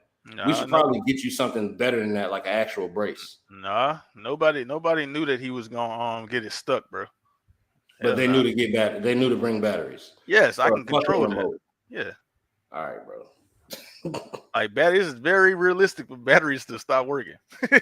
I'm finna change these batteries, bro, so I can blow this door up. A little bit more realistic when you think you nuked the fucking city. Yeah, electronic shit is supposed to stop working. That nigga Trey sound like the batteries ain't working on it. That nigga don't got an extra pair. That was perfect. I do perfect sometime, bro. Thank you. This nigga said, "Fuck out of here." I do. I take that back, nigga. Anything else, man? Nah, I think we're good. I think this is probably one of the best breakdowns that we've done, as far as at least as far as a crash course. Can y'all hear me? Yeah, we hear you, bro. I can hear you before. You just sound like your batteries ain't working. I got in the car, so it's like I guess it's using. I don't know what the fuck it's doing to be. Turn the put your phone on speakerphone and turn the Bluetooth off. How the fuck you do that? Turn the Bluetooth off. Yeah, you press the Bluetooth button. What are you talking about? That shit you gotta. It's a button. Either that or you change the battery, bro. Like you gotta pick one. You gotta change the batteries on the Bluetooth. Yeah, bro. Can y'all hear me any better? Nope. You good. Just talk like that. You good. You good. Just talk like that. All right, what about this? This should be better. That's better. Yeah. What did you do? Look, you turned the Bluetooth off? Yeah, I turned the Bluetooth off. I said that three sentences ago. I didn't want to take your advice, nigga. Let me do what the fuck I want to do. You stop playing for this, man. Slim would have extra batteries. I believe it now. But I mean, yeah, I think we did a pretty good breakdown of the movie. I think it just comes down to this last little part to say, like, you know, I guess for the people who are watching, how it works. How did they successfully get it all of it to go through? Anybody want to go through that? Go ahead. All right. So they put the plan in motion. Once they gather everybody up, they talk about everything that needs to happen. And ultimately it's literally just execution from top to bottom by everybody. Of course it has its hiccups, but the long story short is they got drivers, they got equipment, they got everything, bro. So what happens is they infiltrate the facility. They do recon work for a couple of weeks. I think they do like 2 weeks worth of recon, and they study the patterns of Terry. If y'all didn't remember, that's the antagonist. They study his patterns. They figure out who he knows, who he talks to, what he does, where he goes. They pretty much they dial him down to the T, which is another thing I really fuck with because it showed real diligence. Like it wasn't just like some lucky smash and grab shit. It was Right. like, nah, nigga, we had a plan. We sat and talked about it. We got the crew. We got like the personnel. We figured out the exact day, and then we went and canvassed the area for weeks. You feel me? Like it Yeah. wasn't just like a lucky stroke of the moment day. It's like, nigga, they knew exactly when and where to be at every moment, who they needed to be around, who they needed to talk to. And then like literally had people on the inside. They were paying people who really didn't have nothing to do with it to add to it. Like they paid the little stripper bitch to chat him up and then take his badge so they can get access to one of the rooms. They had Frank apply for a transfer from wherever he was to Las Vegas so that he can be on the inside and everything like that. So yeah, they had bouncer, whatever you call them. exactly. He had a bouncer working on the inside. So yeah, they the twins, they go in, they block the camera, get an unobstructed view, excuse me. Have them go in, and then like they creeping down the hallways, all type of shit. Find a way to get Saul to plant explosives in the vault for them. So Saul fakes these jewels, has Terry take the jewels to the vault himself. With those jewels is a little container that contains the little flexible dude that's going to end up planting them all in there. They get fucking vehicles. Oh, they they have Bernie. That's another thing. Bernie Mac when persuaded the nigga out of the vans and shit. Like he had played that little scene. Like I don't. Steve Harvey could have done that. You know, I don't think Steve Harvey could have done that. Yeah. Talking about when he nicely pressed the nigga about Yeah, what nigga he was squashed that lotion nigga his hand hand. so bad. That nigga said, I can do 18, 17, 5. So you do that for me? No. He's funny as fuck, man. Bro, So yeah, Bernie Mac is actually really, really good at just those little small parts. I always very think much back so. to his. I I always agree think back to his 100%. scene in Transformers where he's playing the car dealer. I always think back to that. That's one of my favorite scenes to see him in a movie. Yeah, I thought he really nailed that shit, man. But so yeah, they get literally everything in motion, and then Danny goes in. He links with Tess. He gets caught sitting at the table with Tess by Terry. Terry pretty much bans him from the casino. So it's like on some, if y'all see him, get him the fuck out of here shit, which ruins what was supposed to be his role in the initial thing, because he was supposed to do what Matt Damon eventually does, Linus. So he was supposed to do what Linus eventually does. You said what? That actually, I said, hold on, because that actually ends up being just a part of some rules that they was playing on Matt's. Right. I'm gonna get to that. My But, fault. Go ahead. well, you good, but yeah. So like he gets caught talking to Tess and gets banned from the casino. So which is another thing that I think makes the movie so clever. He didn't let nobody in on that. You know what I'm saying? So like, not only did he have a plan for the heist, he had a plan beyond that to even give his people a scare and thinking that he had fumbled the bag when in actuality he was putting some more shit in place essentially behind their backs, which I feel like makes it even more believable that they didn't know about Tess. You feel me? So it's like, you've already showed your hand that you're not all the way here for us. And nigga, Rusty pressed him. He was like, man, if it come down to the money or Tess, nigga, who you gonna choose? And remember, Tess don't split 11 ways, nigga. You know, so like, I feel like with him, I had a wild thought when he said that. I ain't gonna lie. that was fucking crazy. I ain't gonna lie, but I mean, it really drove home the point that, you know, like, at least for the viewers, like, we believed that he might have been out of place, you know, or his motives might have been fucked up. So it did add to that element of believability on whether or not he was really there for, you know, the right shit. So again, he got caught by Terry. Terry bans him, so now Linus has to step up, which I think was always to put Danny in a better position, but also give Linus the confidence to do that shit, and that's gonna bleed over into the next couple of movies y'all see. That's the Walmart door, my bad. Can y'all still hear me? It's loud as hell in here. Yeah, we hear you. Go ahead. Yep. But yeah, so again, everything is working in perfect order. Then what happens after this part? They get all the shit planted. They get through the double doors and shit. They pickpocket the code off of him by having Linus play a game, like a guy that's in there to inspect the casino because they found out Frank was cheating. So they get Frank fake fired. You feel me? Yeah. That scene was funny as fuck, nigga. Nigga Matt accidentally called Bernie color. And that nigga jumped up out his seat like he was gonna beat his ass. Oh damn, Trey just left. Yeah. Keep going. Pause. Wow. All right. You remember that command shit you was talking about? Take the lead. It's been no better. I think I would have been more receptive to take the lead than pause. Nigga want me to be submissive. Submissive. Yeah, I got gum in my mouth, bro. You fucking up the way I talk.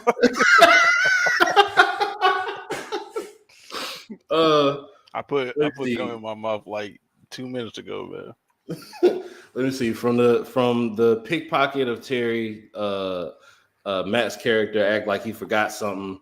He goes back, and that's when he starts his journey to get on the elevator to go to the other elevator shaft. He ends up meeting up George Clooney character, because at that point George Clooney's character got picked up by the little goons or whatever, and while they thinking they done bought some brute nigga in to beat up George Clooney character, it's actually one of George Clooney character's partners, where he just his paid name him is Danny, bro. Like, all right, well, Danny. It's actually one of Danny's partners where he just paid him to act like for 30 whole fucking minutes, act like he was beating up somebody in the fucking room. Bro, that scene made me laugh for real though. When he was in there, he was in there making noises and he said, like,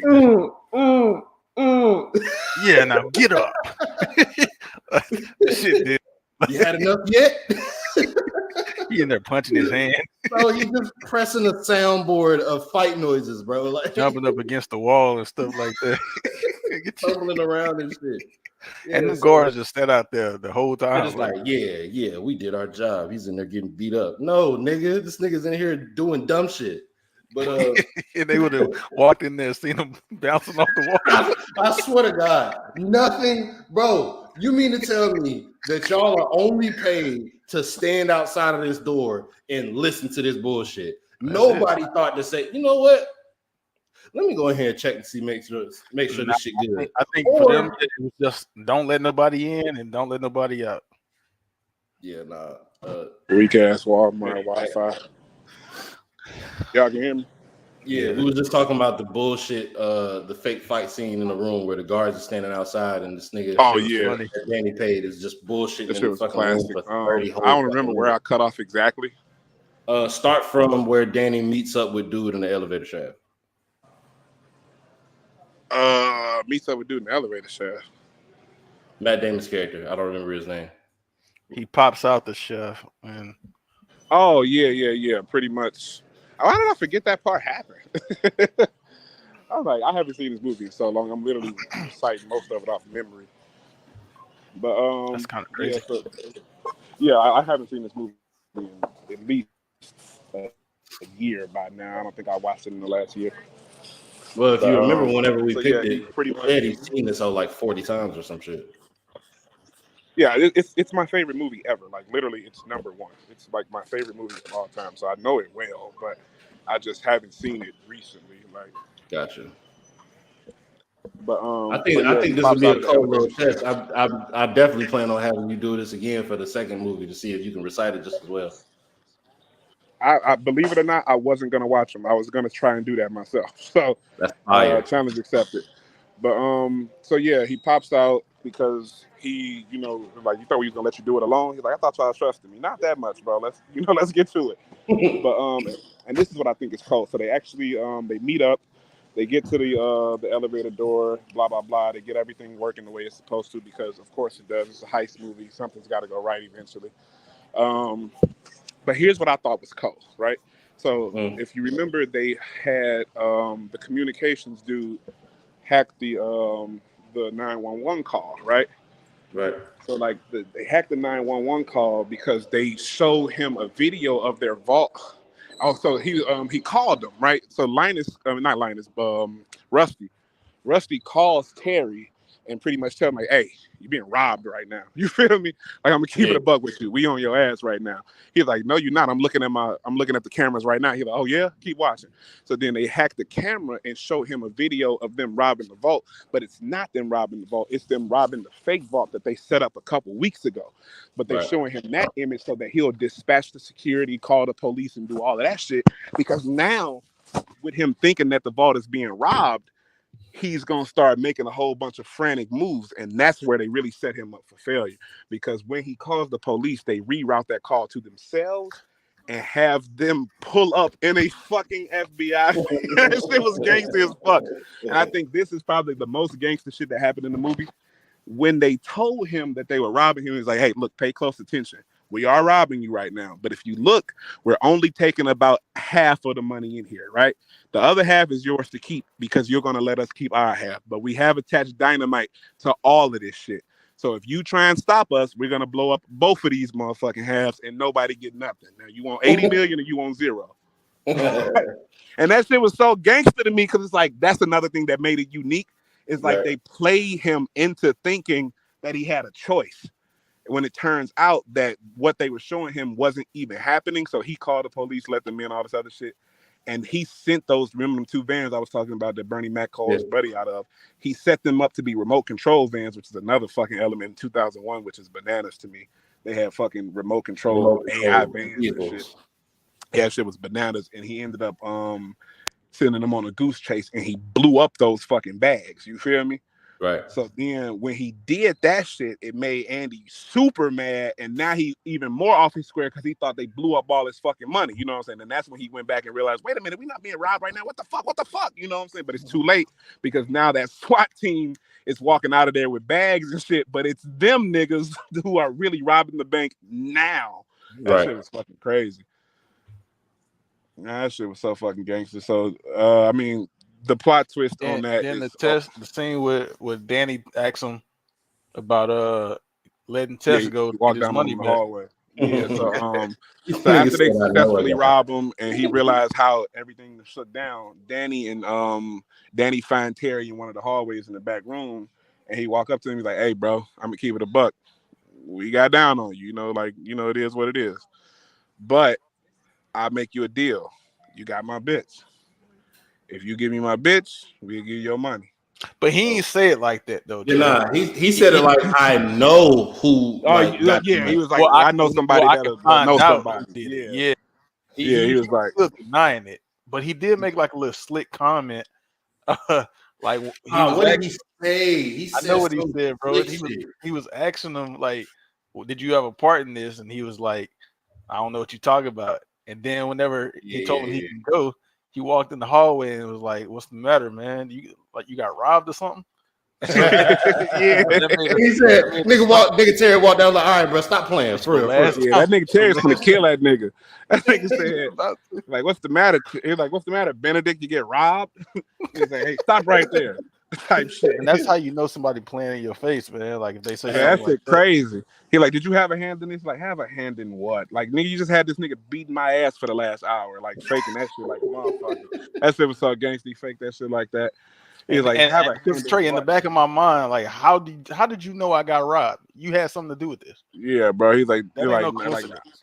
Now, I was in the joint with a nigga. Anybody pull a job in Vegas, he know about it. He's like, "Man, get the fuck out." And I thought you had a part in it anyway before you even said that comment. I thought you had a part in it. I think, you know what? That might be the one time that he got hold on some shit, because like the Terry I know wasn't gonna let him walk away after that. Like, nigga, I thought you was up to some bullshit anyway for even being here.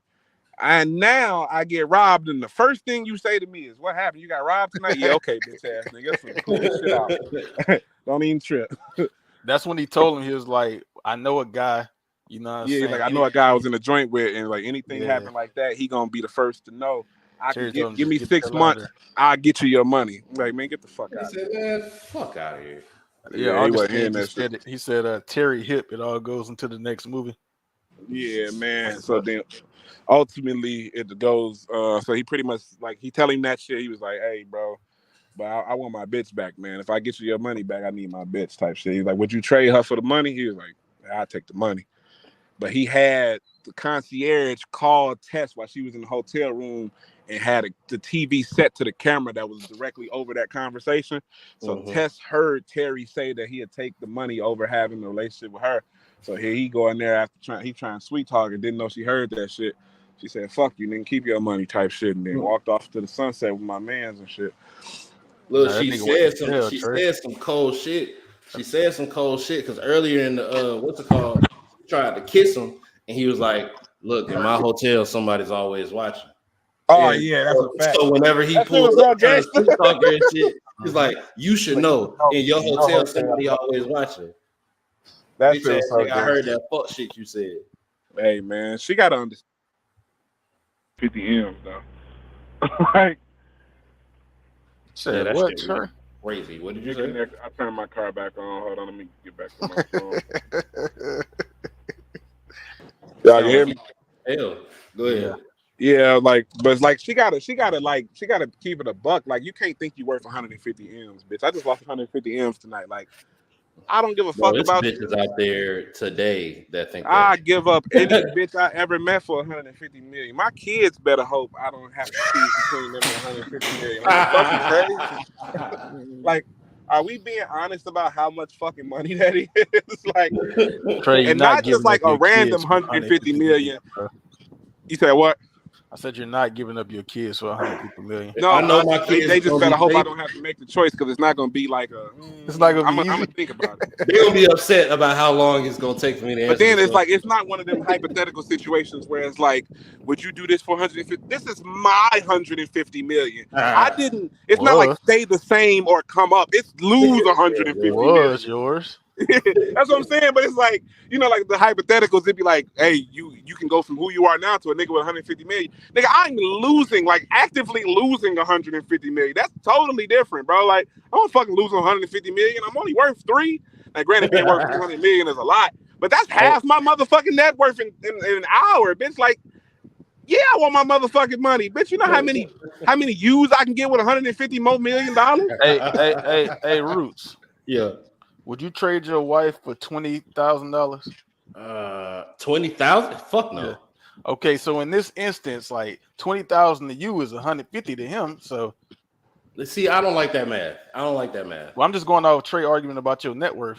Like, that's half your net worth. Are you saying I'm worth $20,000? Because I can tell you. No, I said, yeah, nigga can't even count. I don't know, Roots. I don't think I'm worth 40. What are you talking about? Count. Oh, you not? I overestimated. I don't think so. Shit. Nigga, you not worth 40 stacks. Nigga, what are you talking about? Nigga don't know what I'm worth. Just told you to your fucking face, you not worth 40 stacks. Nigga. He said, pause. But I mean, I guess I get the point, but I guess it did. It ultimately just hold on, Trey. How is it paused? How much you think I'm worth, Roots? How much I just told you what you're not. Exactly. You tried to guess what I am, and you figured that you overvalued me. But you saying that I'm not something means that you have at least a number, like a threshold of where I am. You certainly had a number. You told me the number. It was at least 40. I did. So which one of us is worse? You. Fuck out of here. He said, who was talking? Was it Trey? He said it's business money. It's not insured. Casinos don't have insurance for robbery. I don't know if it go up to that much. That's a lot of fucking money. Augustine, making 40 stacks and being worth 40 stacks is not the same thing. Not even close, actually. Yeah. That's a completely different concept.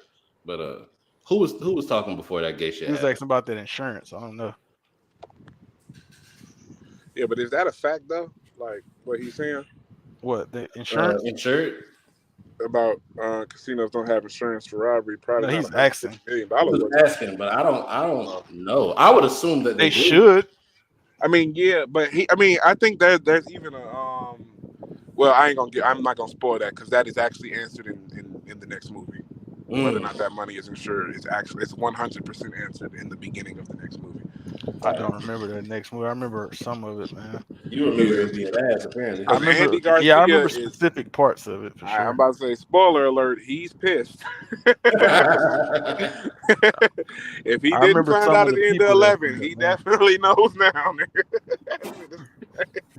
That nigga finna press the fuck out of niggas, actually.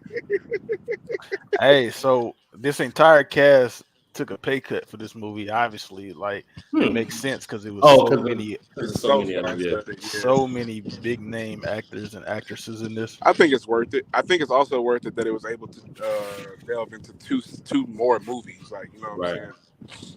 He said, if I can make 100 stacks a year, every year, like 10 years straight, you're not worth at least 100 stacks. No, because what if you make 100 stacks every year and you spend 101 every year? I mean, you got a negative net worth. I'm about to say net worth is accumulation of your assets, liquid, and things that you own, possess, and have the ability to sell or grow. Yeah. So, like, if you made 100,000 from your job every year, but like your rent is 60,000 a more year, than that. you know what I'm saying? Or even if it's not, like it's 60,000 a year just on rent, the most you would have in your pocket is 40,000. That don't include what you spend on food, gas, clothes, necessities, things like that. So it's like you could make $100,000 a year, and if you did that for 10 years, you would have made $1 million. But if your net worth anywhere near that, absolutely not, because you don't have that to access, and you don't have you can't do anything with it. Like, you can say I've made $1 million, but like you don't have access to $1 million or even access to that 100,000 unless you manage to save $10,000 each year without touching it and letting it grow. Then yeah, you know what I'm saying? Or you bought something that is worth that and has appreciated over time, or it is at least worth something that could be sold and is accessible to your name only. Yeah. But no, like the money you make and the money you're worth are two very, very, very different numbers. Well, Which speaking of, is a lot of the time why celebrities be so offended by their net worth, because they know they have more money than that, right, but they're not worth that. Like, nigga, like your net worth 10 million. Like, nigga, I made 10 million last year. Yeah, but you're not I worth got that, that. nigga. You I got that spent in my 7 million account right last year, nigga. You know what I'm saying? Like, you have a Bugatti, nigga. That's He a said- $2 million car. You think you worth what you made? It's He funny said as it makes sense, but you could also have saved or flipped it and be worth more. Very much so. But I mean, just at the base of your argument of if I made that, would not be worth that. No, it's like, I don't know what you do with your money, but you would have to in turn do what you just said. Save it, flipped it, done something to make that money appreciate or have some type of value beyond income. You know what I mean? So it's like, that's where your net worth comes from. That's where your estate comes from, is the ability to have your money appreciate over time, or at least maintain its value after it's been taken account from just being income. Well, speaking of amounts of money, anybody want to guess, just a random guess without looking, how much this made in box office? What was the budget? I'm gonna gonna look up say budget, but guess the box. Oh, are you saying that that's gonna factor into your answer? No, because I know it made a lot more than Ooh. whatever the budget was. Okay. I just want to know what the budget was. They used the actual like casino and shit. The casino let them use like a lot of their shit in there. Budget and box office. Okay. I would guess 350. What's your guess? Or do you want the budget first and then you guess? No, I don't have a guess. You can just go ahead. All right, so I'll go ahead and give you the budget. The budget was 85 million. Okay. Trey, you was 150 million short. They made 400. They made 450 million off this movie. 0.7. 450 million. 0.7. You can't count. Funny ass math you doing. Wait, what did he say? I thought he said 350. Yeah, and I said you were 100 short. You said 150 short. Yeah, my fault. So they made 450. Okay, I mean, I'm off 100 million, but I mean, that's not a huge gap, honestly. Like that's quite a lot. That's pretty successful too, because what that means, the movie quadrupled the budget essentially. Yeah, at least. Yeah, I think that's a success. Well, more than quadruple, huh? If they that's what like, like right on the nose, right? Because 85 times 4 is what, 340. Yeah, how much you said? 4 something? 450. You're right. I'm thinking 350. 450. My fault. Yeah, so that's like shit, six times. It's crazy. Jesus Christ. And we haven't watched the second movie yet. Spoiler alert, but that's why I said in the little preview that we did with the tournament, I think the second movie was made as a cash grab. And I'll dive into that more when we get into it. But because we just talked about what the movie made, I think it was one of those instances where we got to capitalize off this type shit. Yeah, very much so. I mean, I think that's what the last 4 Fast and Furiouses were, especially the one Oh, that for Paul sure. Walker They died. should have been stopped that. Yeah, I feel like that was literally oh my God, we just lost the biggest character in the history of the franchise. Let's make another one as a tribute. Like, nigga, that was something. Like, Wiz Khalifa's "See You Again," which was essentially a tribute to Paul Walker. That is the if there's a send off for a franchise, that song. That's up, it. Boy. They did that shit at the finals. Bro. They did that shit at the Super Bowl. They did that shit every fucking where that year. When I tell you that, if you look up like the most viewed YouTube videos of all time, it's a bunch of white people, a bunch of kids shit, and Wiz Khalifa "See You Again." It's like that shit. It got to 1 billion. Like, nigga, billion view videos weren't even a thing back then. Like, I think Gangnam Style and fucking, I can't even think of what the other one was. There were like 2 billion view videos ever. Maybe "Hello" by Adele, I want to say. But like after that, there was nothing. Justin Bieber, Katy Perry, Demi Lovato, but no fucking body.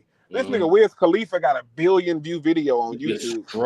Bro, I'm trying to tell you, that shit was that is the most jackpot shit I've ever fucking heard of. Far and was fire. away, my nigga. It is fire, but I think it was gas though because of that. And I hate it was definitely gas, bro. It got the death boost, bro. I was just talking about this shit with my partner. How Death Boost is equivalent to like Super Saiyan 3, maybe even God like Super Saiyan power. Yeah, you're underestimating. Depending on the right person. Nigga, I ain't gonna hold you. I never heard a Juice WRLD song in my motherfucking life, and I've heard even fewer XXXTentacion songs. Them niggas became billion stream niggas right after that. I'm like, God damn, nigga, you die and become that motherfucking nigga. Like, that shit's crazy. But yeah, I mean, we can get to final thoughts and recap. I mean, and whatever. We have been on this for quite some time. I did not expect this to be a 2-hour thing. Me either, man. 3 of us. I mean, it's been good though. It's actually been fairly productive as far as getting through the movie, but it was like kind of just goofing off a little bit. Shit over with, nigga. Yeah, but go ahead, man. I spent 25 minutes shitting on Don Cheadle. So. This gonna be quality on the review. I wasn't shitting on him. I wasn't intentionally shitting on him. I was keeping it a buck with his ass. Like, you wasn't that nigga, bro. And if we call a spade, you still not in comparison. You got OG Trey, or you got Rhodey in the fight. It was Rhodey. Yeah, I bet. Wow. Who the fuck is that? Who you got? You got OG Trey or Rhodey? That's his. That's War Machine, bro. That's from. Oh, who the fuck is Rhodes? James Rhodes. Colonel James Rhodes. Now you take off that suit, I'll beat the shit out of him. Hey, you might hold on. Does he have a suit, or is it him now with like fucked up? Hey, plot twist. I was talking about Terrence Howard. Plot twist. Yeah, I got Trey. Oh, I got Terrence Howard. He didn't even touch the suit. He looked at it and said, "Maybe next time." Like, then he decided he was rather go with Empire than he was way tougher than Iron Man movie. He was way tougher than Don Cheadle was. He didn't do shit that whole movie. He got You gotta keep shit a buck with Don Cheadle, man. He one of them niggas, but in that cast, he is not that nigga. Bro. He is nobody in that cast. He's a fucking. He's 7th at best. Nobody in Marvel. He got replaced by the Skrulls. Facts. He actually real Don Cheadle for 5 minutes. Shit. I'm gonna keep it a buck. He kind of ain't shit. Let's stop talking about Don Cheadle, man. He's a great guy. He had a great career. Let's stop. Imagine you listening to that. Like you dick sucking right like now. These random ass niggas. He said I'm dick sucking because I said he had a great career. Like, what do you want me to say? The nigga had a failed career. I didn't say failed. I'm saying great. He had a great career, Roots. I don't understand what you're talking about. Man, he like 8th place in that cast. It's Don Cheadle. Only 11 of them. He kind of ass. Yeah, but this like it was a stacked cast, bro. You put him in most movies, like in 2020, 2024, like he's Don Cheadle. Like he get that top spot now. Yeah, he's Don Cheadle Do we know? Because what alongside the of fuck is 20 he got years to later, do? he's Don Cheadle alongside of LeBron James in his second movie or some shit. But this is what I'm saying. Like Don Cheadle in 2020 will get top billing over a lot of people in these movies that's coming out. I ain't gonna lie, Yeah, they make but Ocean is he a 14, lead in role the in same any of exact them? spot. Yes, he's been lead roles. What are you talking about? In what, the though? 20s, Somebody just nigga? mentioned Hotel Rwanda earlier. That was an You said in 2020, nigga. Don't go back on Okay, your all I'm argument. saying is if In they make Ocean 2020, 14, for sure and they they can got to make credit Don niggas in Cheadle order, lead he's in movies. the very same spot. I wouldn't watch it. But they would and make have they and see, look, you just said you're not even watching the shit that he gonna lead in. I'm not no Don Cheadle fan, bro. I'm just saying what It he sounds can like do. you are. Why? Because I speak objectively. Don Cheadle kind of ass. Is all I'm Objectively. saying. I don't really want to beef about it, but he kind of You ass. said what? So Don Cheadle kind of ass. I don't really want to beef about it, but he is. He might be, but he still got a great career. 100%. But I mean, I'm just not a all big things fan of him. considered, and by all things I mean competition wise, he kind of ass. But I mean, aside from that, he's pretty clean. I don't like well, that's unrelated, but I think Ben Affleck is overrated. I'm not a fan of that nigga like that. Ben Affleck is overrated. I think so. Casey, I like Casey more than Ben. Pause if necessary. Shout out Casey being in this movie, man. He said you ain't believe that Don was from overseas. Nah, that was ass. His accent was ass. No, that accent was shit. I ain't gonna hold you. That shit was terrible. And apparently he like was in London, like out there trying to like learn that shit was ass. No way he went overseas to learn that. And came back with that shit though. Like that might be further proof that he ass, because like them niggas with them British accents be gotta sound American and shit. Them niggas sound American as fuck. Like Idris Elba sound American as a motherfucker when he be acting. Like we No, mentioned he don't Rush even Hour. method act it. He don't even method act right, bro. Like nigga went overseas and everything, came back with a bullshit accent. That's why he ain't get his name up there. He never will either. I swear to God, they make another one with the same cast. Even with the niggas that's dead, he still don't get up there. Even with the niggas that's dead, it's crazy. You make a Matt Damon, George Clooney, Brad Pitt movie, Julia Roberts. Nah, Brad Pitt, man. Brad Pitt. Matter of fact, how many times I think in 2024, Brad Pitt is the top billing out of all of them. If we talk about all of them, yeah, for sure. Matt Damon right behind him. Even above George Clooney, man. I agree. I still got George Clooney ahead of Don Cheadle. Yeah, I was about to say the top pause switches up a little bit, but the bottom pause stays the same. It's Brad Pitt in the 1, bottom Matt Damon third. 2. Augustine mentioned Fresh Prince of Don Cheadle. That was one episode. I talked about it earlier. He is ass. He was Ice Tray. Fucking cheeks. He was Ice Tray in that episode. Matt Damon and Brad Pitt are 1 and 2, and Julia Roberts is 3. George Clooney is probably 4. And that's only because he old. And Bernie Mac been dead for 16 years, and he still. They can have a Bernie Mac hologram, and it's gonna be higher on the DVD case than Don Cheadle. 16 years ago is more successful than Don Cheadle right now. Don Cheadle would be top 3. Well, and what? No, he'll be top 4 in Logan Lucky. That's ass. Who the fuck is in Logan Lucky? Channing Tatum. Gas. Adam Driver. Gas. Daniel Craig. Hey, he kind of cooked. And he probably right there. Who is Kate Winslet? I know she in it. Who is she? Oh, Kate Winslet got everybody you beat. Said beat. I know her name. What's she in? I don't know, but she's the Titanic. Hell yeah, that's the bitch from the Titanic. I think. Is it? Ain't no way you got. She was in. Oh, that's the Don girl from Cheadle Eternal in the same Sunshine. runnings as the bitch with the Titanic. Yeah, that is her. I'm saying like, there's no way you got Don Cheadle like lining up good next to that. Nah, Don Cheadle, he could be around there, bro. He can be. He cooked. He could be around there. Titanic was fire, but then she played that little blue hair bitch in that movie with Jim Carrey. I'll tell you what, I'd rather watch her hold the actually Kate Winslet in Avatar and Divergent. Bro, I much He's an rather watch Avatar? her hold the fuck out of Jack on a fucking floating door than watch Don Cheadle fake this accent again. I ain't gonna hold you. The more I think about this, Was the Don worse Cheadle ass?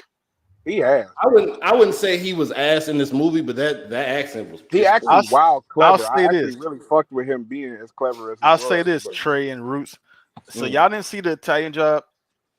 I know. Very You similar chose that to on the show. Yeah, but I don't think either one of y'all was there. You was there, Roots? I was definitely there. Yeah. Okay, you was there then. Trey, you wasn't there. Mhm. Most Def pretty much played this same exact role as Don Except Cheadle. he got one ear. Yes. And I've been thinking about that this whole time. I think Don Cheadle was better than Most Def.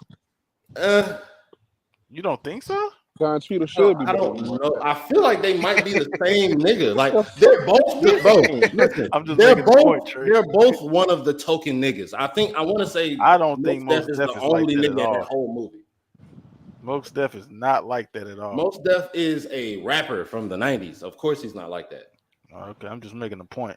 Trey, watch the Italian Job, man. You'll love it. Man, it's a fucking caterpillar or something. That shit crazy. This nigga's crazy. Let's get out of here, man. Man, thing look crazy. Big black ass caterpillar outside. I got some trivia before we close it Yeah, out. shoot. Let me see if I can answer everything. I mean, not trivia like that. Oh, Well, facts. ask it in that way and see if you can get it. Okay. Well, let me ask. Why in did that you way. turn into a game show host? What the fuck was that? Okay. Who was Fucking the part Steve of Harvey? who was the top one answer on the board? Who was initially meant for the role of Linus? I don't have the slightest clue. Exactly. Like, why am I doing it this way? I don't know. It might have been something like Nobody that. I asked know you it's to gonna turn be into questions You about did it. tell me Didn't to happen. do it that way, Roots. Nigga got I didn't questions tell you to about shit that become didn't happen. fucking What am I boss. supposed to do? Yeah, he told me to I like didn't tell you to. I didn't tell you to be you Eric said St. ask it John, in the bro. I don't form want of to hear a that. question, bro. Nigga turned into Who Wants to Be a Millionaire. I All didn't right, say man. that. Let me get back to what I was gonna do originally. Niggas trying to switch things up, man. Stop it. And you did. Yeah, I Look at am. you following directions. So originally, the part of Linus, which Matt Damon played, it was meant for Mark Wahlberg. Mark Wahlberg turned it down because he did Planet of the Apes that same year, Ugh. which everybody hates that Planet of the Apes. Ugh. Bad move, buddy. They hate that. Dumbass nigga. But I can never call actors dumb when they do that type of stuff, bro, because you don't know. Like they didn't know what neither of them movies was gonna be going forward. I'm gonna call him dumb, and I'm gonna call Terrence Howard dumb because he let Don Cheadle replace him. He wanted more money. He's an idiot. He could have got more money on the More money? third movie. I don't know if I agree with anything you said in the last. I honestly believe that he would have got. He probably would have got paid more, and I might believe that he might have did a better job. But Not to it's say that Don Cheadle was bad at that role, but I think Terrence Howard at that point had more of the top level acting experience, or he at did. least But regarding, even with what you're saying, Roots, it's the same point as where, like because people can't predict the future, you can sign on for a movie or not sign on for a movie, but you don't know what that movie is going to do going forward. Gotcha. So the same like with Terrence Sigourney Howard. Weaver had no idea that Resurrection was going to be terrible. Gotcha. Who? Sigourney Weaver. Well, people don't think it's terrible in the comments. So Fuck them comments, Slim. I don't give a fuck about the comments. give I your like the opinion. movie. You can't give your opinion as a fact and then say If you can give your opinion as a fact as Ocean's 12 is ass, then I can say the Resurrection. No, you're missing my point. That's not what I said. I said you can't give your opinion as a fact and then take somebody else's opinion and say fuck their opinion. Y'all got That's opposite what you did opinions. with Why? Ocean's 12. No, Trey, I the didn't. whole last 15 minutes of the fucking tourney is Trey trying to explain to you why Trey you also can't do said, that. no, Trey also said he don't think it's as good as the rest. So I don't understand what you're talking about. This is not the same thing. The rest. That means me and Trey were on similar sides. I'm talking about you and your opinion versus the commenters. Like I don't give a fuck about a bunch of like, that doesn't in their matter. 40s and 50s ranting and raving about a movie that came out in the 90s that was a reboot of a reboot of with a fucking clone that ended up being 7 foot that was dunking basketball. The point is, it seems like it's not a universal opinion, Roots. So you can't say this Sigourney Weaver not know, because some people like the movie, man. That's what it sounds like. You didn't know that shit was gonna be ass, like I said. You never know. That's the thing. You never know. They can't see into the future, man. So it's the same with Will Smith. Will Smith turned down The Matrix to make Wild Wild West. Like he didn't know. He didn't know. This is the thing. But Trey, you get what I'm saying, right? That's But look, hold on. Look at the exchange, though, bro. Like, look at the exchange. But Roos, what I'm saying is, in 1990, whatever, you don't know that the Matrix is going to be a staple in the culture. I understand before they make it, you don't know this. I understand completely what you're saying. Yeah. As they can look back on it and say, maybe couldn't have did that. I can look and see both of the movies and how they stand up next to each other and say, I've only ever seen Wild Wild West on USA late at night, and I see Matrix every fucking where. I agree with you on that perspective. I'm just saying, like, I'm not gonna say they dumb for doing it because niggas. Also, they did 4 Matrixes, and even though the 4th one was terrible, the 3rd and 2nd both did way better than Wild Wild West. And I like Wild Wild West, but it's still a bad exchange.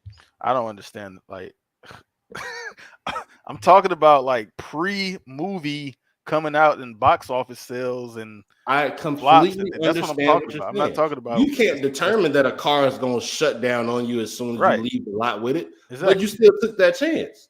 And I'm not going to call you dumb. Bullshit. But I'm not going to call you dumb for taking the car off the lot. You didn't know. Maybe you should do a little bit more research. That's crazy. Bruce, you're not making no sense, man. Let's keep going. Hold on. Wild Wild West was a hit before the. Hold on. What did he say? Wild Wild West was a hit before the Matrix. Was Will Smith was Wild Wild West back then? Huh? Oh, he talking about the music. You talking about the song? The song. He has to be talking about the song. That's the only hit about this fucking movie. Yeah, I don't know what he's talking about. So, Mark Wahlberg, Trey, you said you could see him as I think I can too. He should have. I wish he would have did this one for sure, because they don't even count his Planet of the Apes no more. So no reason. Even in the '80s shit leading up to it, it's not even the cap for that. So Johnny Depp was also considered for Linus. Fire. For the 2 brothers, they considered Luke and Owen. I said Luke and Wilson. Luke and Owen Wilson, the brothers. I think I would have liked that better than them. Not to say that they did a bad job. It's just I'm more familiar with them 2.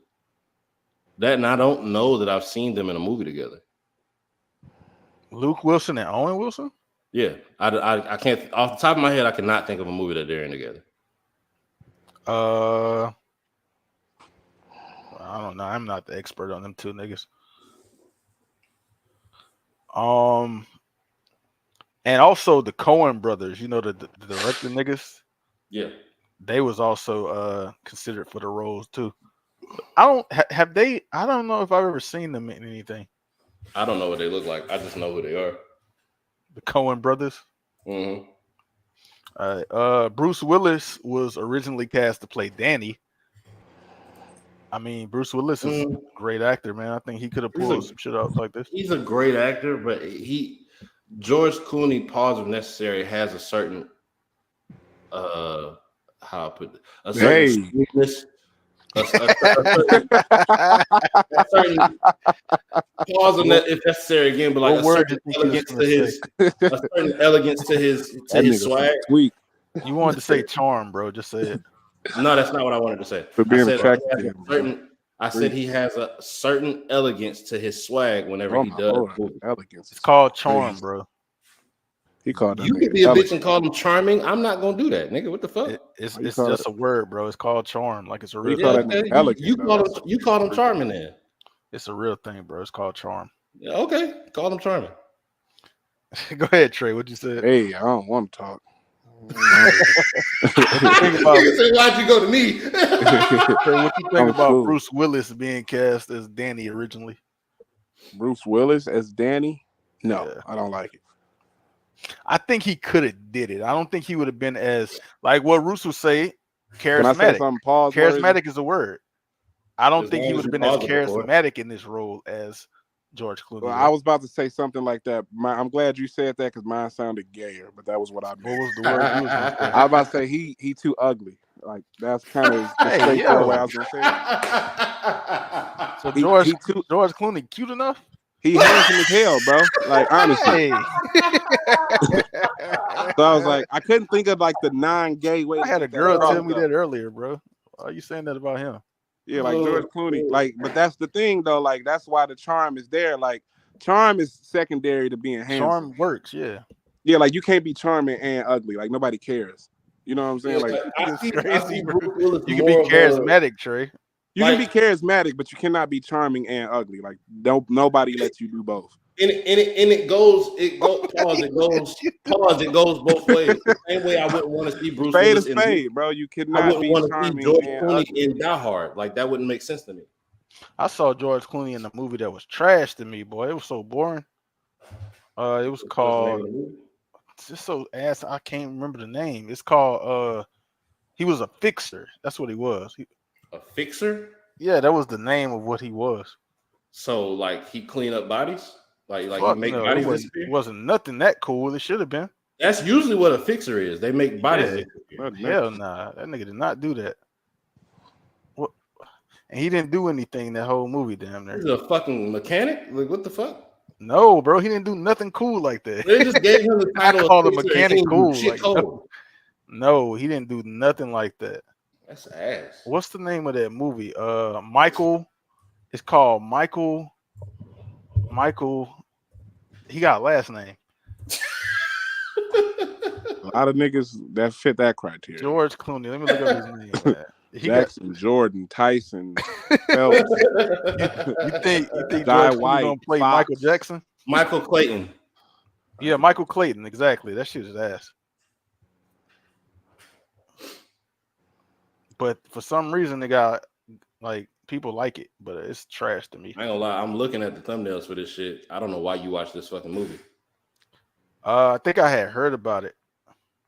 Yeah, you need to stop doing that. I think he watched like Faggots in Space once. I can't put nothing past him. That's Gay niggers, bro, from outer space. one. You said it was called what? Gay niggers from outer space. He thought that was better.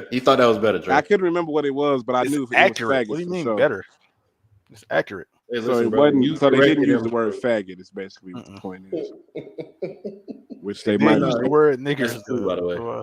Well, so they use niggas. So if they can use niggas, they might as well have just gone with faggot. I don't really see too much difference at that point. And that's pretty much it. And then the last thing is that the director, he wanted to shoot the movie in black and white originally. Oh, Trash. I think that would have been Not wanna trash see this too. in black and white. But Warner Brothers said he can only do that if they reduce like the budget, like the cost. So that's why they didn't do it in black and white. But Hey, I what? think that would have been ass too. They had to pay less money to shoot it in black and white. Yeah, They maybe just that. spent the money that they saved on something else. No, I get it. Like I kind of get it. Like, okay, if we're gonna do this in black and white, then we don't need none of this fancy stuff that's gonna look good in color. You know what I'm saying?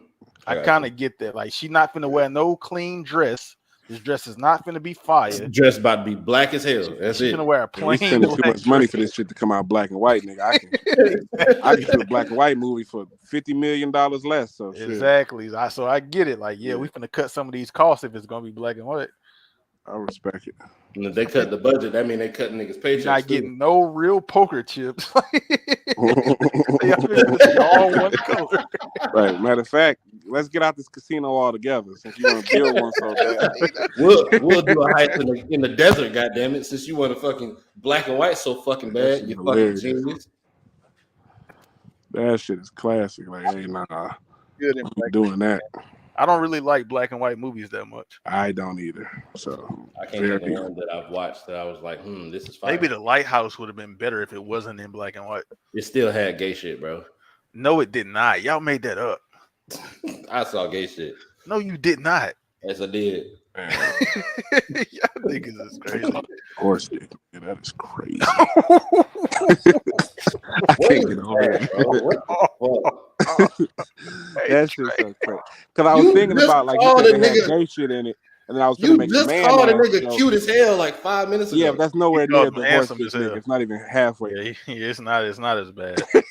it's not even in the same conversation as the horse dick. Because Trey just complimenting that man looks and you complimenting something else. Yeah, like you sound like appeased by it. I don't Astounding. know.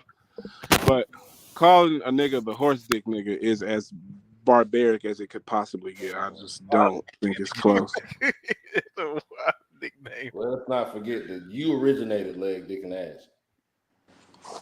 I originated what? That's what KTL say. Yeah, KTL say that. Yeah, KTL said you originated. You originated that. He got framed for it, but he said you said it first. Wait, what's the phrase? LDA. Yeah. LDA. Oh yeah, that's definitely me. Yeah, for sure. Hey, yo. I definitely said that before anybody. Like, I don't know how the fuck he took the fall for that. I 1,000%. Hey, look, he was the easy mark. Hey, but that's because, that's why I'll he tell you didn't what it believe was. me when I told him I didn't say that shit, because I admit when I do shit like that. I am 1,000% guilty of that. But what that was I was there for it. Nobody heard Trey say it. Right. But then KTL said it, and we heard him say legs, it. dick, and ass. I was like, yeah, you. That's all he is. That's because he always loud. Like he always trying to be loud. He He exposed himself. Hey, that's what he get for stealing shit, huh? Yeah. Hey, yeah, he definitely. Why would he steal that? Yeah. No, it's in his nature. He heard something. He heard something. He wanted to be the first one to say it. Didn't realize he was saying legs, dick, and ass. That's what he do. Stupid ass. But no, like. Things. None of that compares to saying you the horse dick nigga though. That is absolutely that's 1A. Like I'm not gonna lie to you. That is as fucking foul as it gets. Like that's such a supreme thing to say. Like hey Trey, and one day him and Art was arguing with KTL. No, him and KTL was arguing, and he told KTL, "You got your forearm down Art pants."